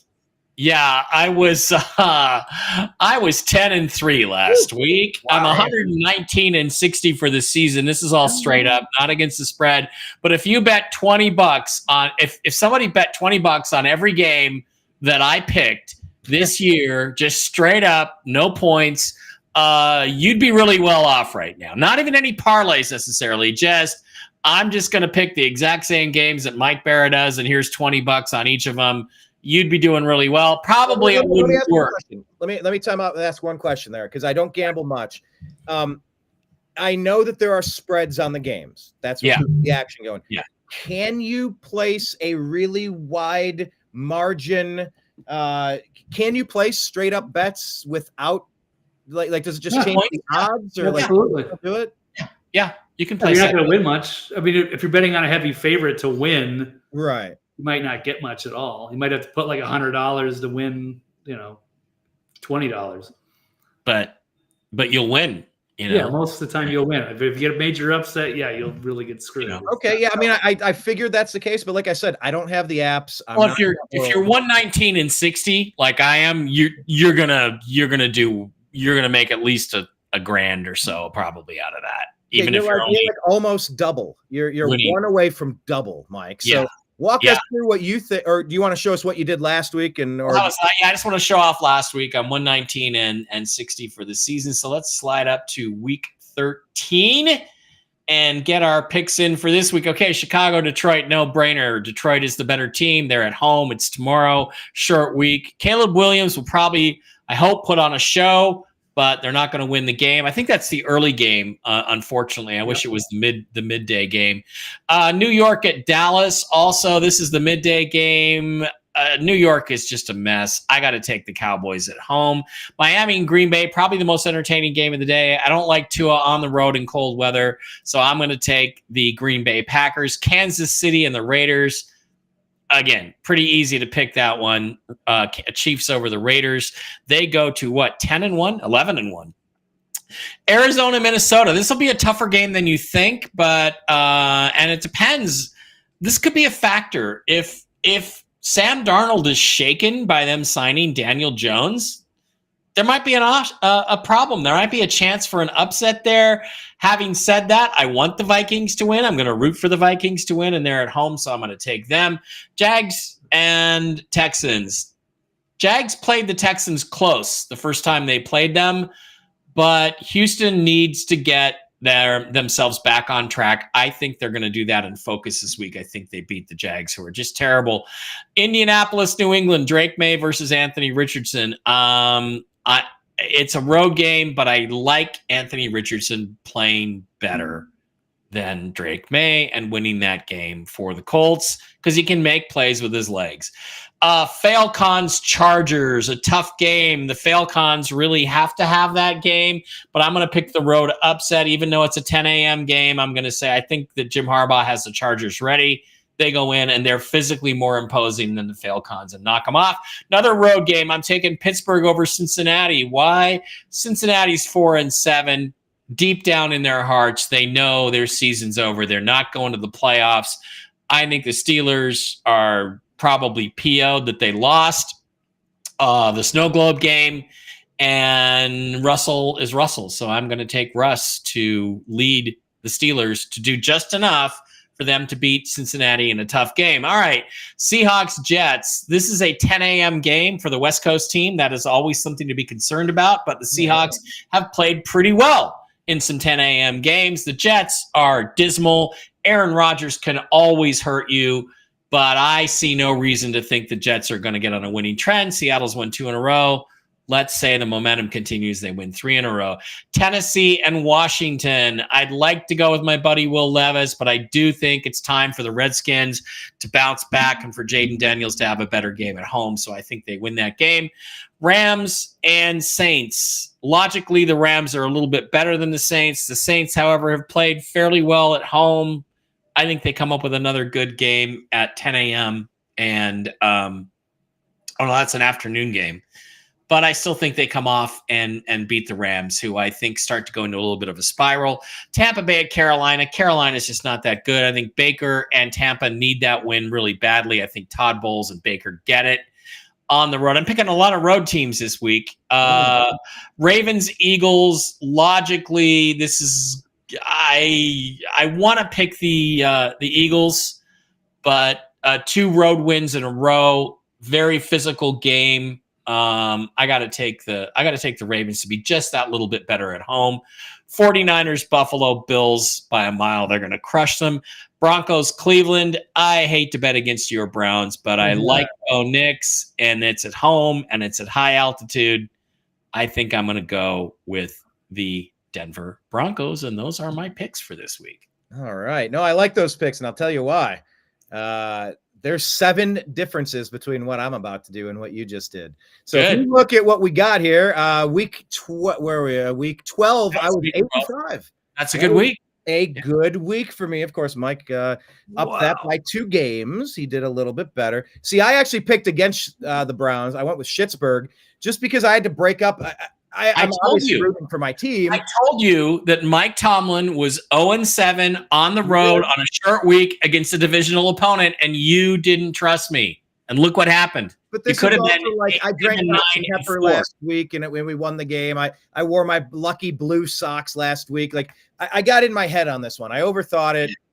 If I pick against us, maybe we'll win. And doggone it, that happened. I'm not doing it this week, though. I'm in it to win it. Brian, if you were a handicapper, you'd be fired already. That is atrocious. 84 and 90. If it was against the spread, I'd be fine. But wow, straight up, that is dismal.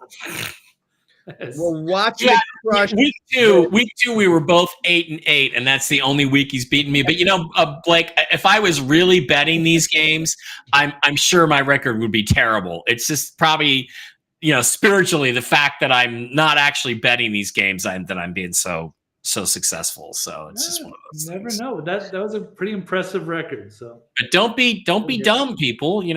Bet the way Mike bets. Well, I think I got you this week. I got 7 differences between what you're picking and what I'm doing. I'm going to go with Detroit. I am really tempted to do this the opposite. I think 10-1, you can get really full of yourself. You know what? I'm doing it. I'm going with the Bears, and I'll tell you why. I think the Lions are sniffing their own farts. They're national prime time. Like, they got everything going for them.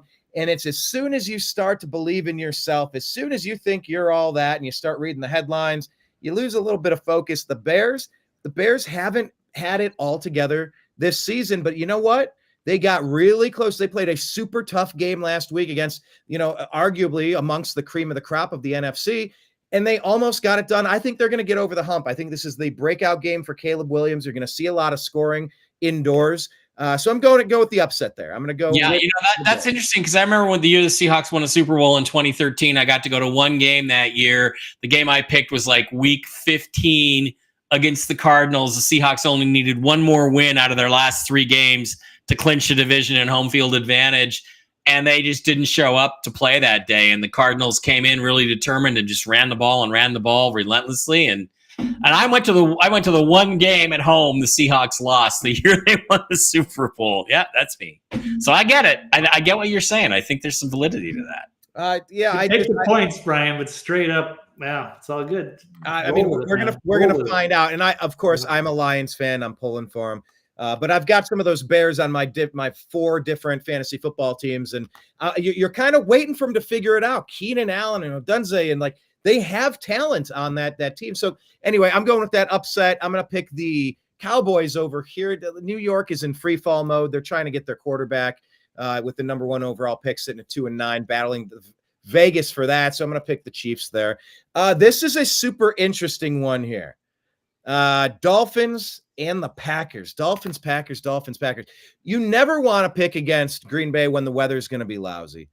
But once again, I'm going to go with the upset here because I think the Dolphins are finally putting it together at the right time of year. They've hit their bottom. They didn't nosedive. They've stabilized.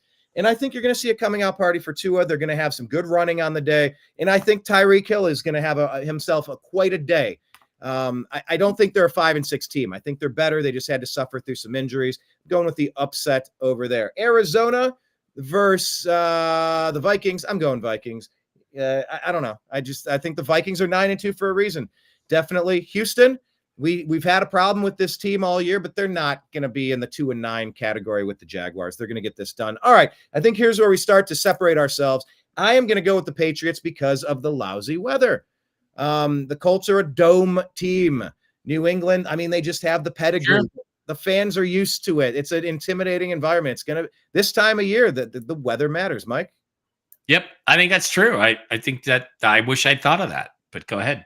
So I'm going with that there. And I think Atlanta coming off of the break, they're going to be well rested.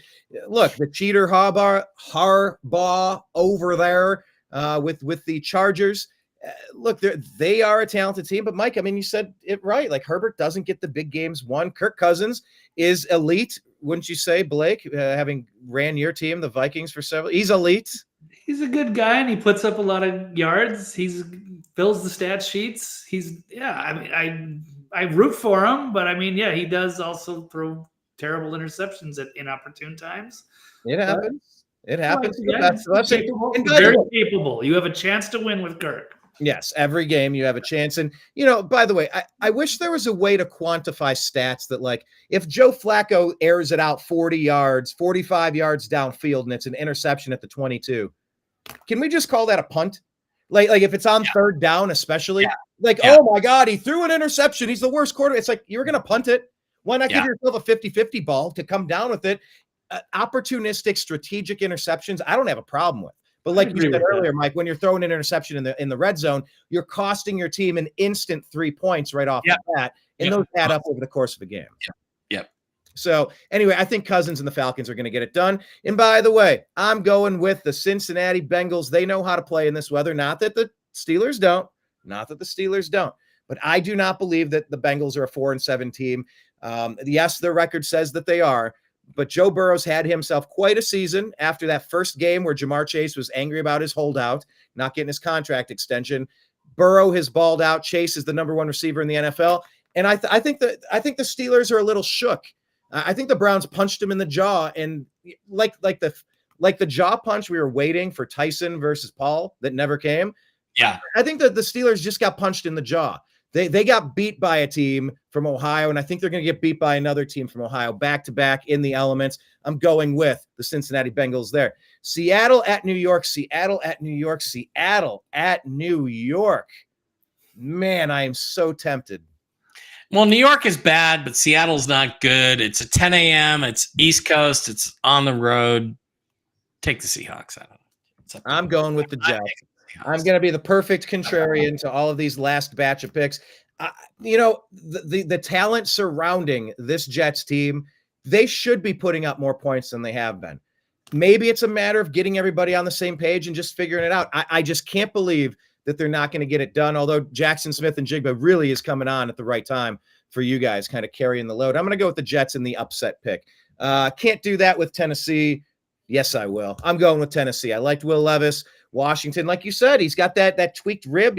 He's not the same quarterback. He's throwing the interceptions. He's not closing the games out. And Will Levis is ascending, whereas Jaden Daniels is kind of plateauing and dropping down. You're catching one guy coming up and one guy coming down. This is the midpoint where they say hello to each other. And I'm going to say the Titans are able to elevate. I don't share your optimism, Mike, on this one with the Saints. I think the Rams are the better team, and they will prove that against New Orleans. Tampa Bay, Carolina, I'm going Baker and the boys. It's huge having Mike Evans back. And, geez, 4 different running backs or 4 different players scoring rushing touchdowns for Tampa Bay. I mean, they're known as a throwing team. If they're also a running team, good grief, watch out. All right, Philadelphia, Baltimore. This really is a coin flip. I don't know what the line is on this game. It is in Baltimore. You never want to bet against an AFC North team. rocking a home game in late November. However, I think the Eagles really are the better team in this one, so I'm going to pick the Eagles there. San Francisco, Buffalo. The 49ers, as Mike so eloquently said, they're dinged up. They're an injured team, and they're 5-6 at that. And that was including some of the games where they were a lot healthier. They're not as great this year. I'm picking the Bills, especially in Buffalo, late November game. Look, I get that the Mile High Stadium does things to people, but I think beating the Steelers does things to the Browns. Browns are going to win this one in Mile High and improve to 4-8 on the year. Those are my picks. Bold. A bold set of picks from both of you gentlemen. Well, thank you very much. Thank you very much. All right, we're going to wrap up today's awesome episode. Blake Wally joining us had an awesome appearance today for the full time. I love it. Mike, yes. So let's do this. Let's start with Blake while we're there. Blake, anything you want to tell people about, places to find you? You do other shows. Just here's your chance to tell us. Say quick, just TV's Blake Wally, and the archive is on thenextlevelnews.com for all of the non-football shows that we do. All right. Nice. And let me promote Blake real quick. He did a great job. He and I went to North Carolina. We did a documentary called Hurricane Helene, Help on the Way. Blake did a great job starring in it, producing it, editing it, putting it together and getting it out there. Although I do still need the watermark version. I don't know if that expired. I never it's already in here. I just emailed that to you a long time ago, dude. Can you reset, or is it there now, or does it expire after 14? Check your WeTransfer. If it expired, I'll send you another one. Okay. All right. TNAM watermark, making a note. But check out that documentary, Hurricane Helene, Help on the Way with Blake. Mike Bara, you do a bunch of shows. Tell people about those. Just mikebara.blogspot.com or just Google Mike Bara. There's be a lot of bullshit about me that's not true, but you'll also get the link to my blog site. Mike Bara Chat on Telegram is a great place to catch up and follow me at Mike Bara 333 on Twitter X, seahawkboymikeb on Twitter X as well, and just find me everywhere, Mike Bara. There's not that many because not that many people spell it the way I do anyway. So nice to have you here. And of course, always follow Strictly Football on Twitter. TNAM, right? TNAM Football.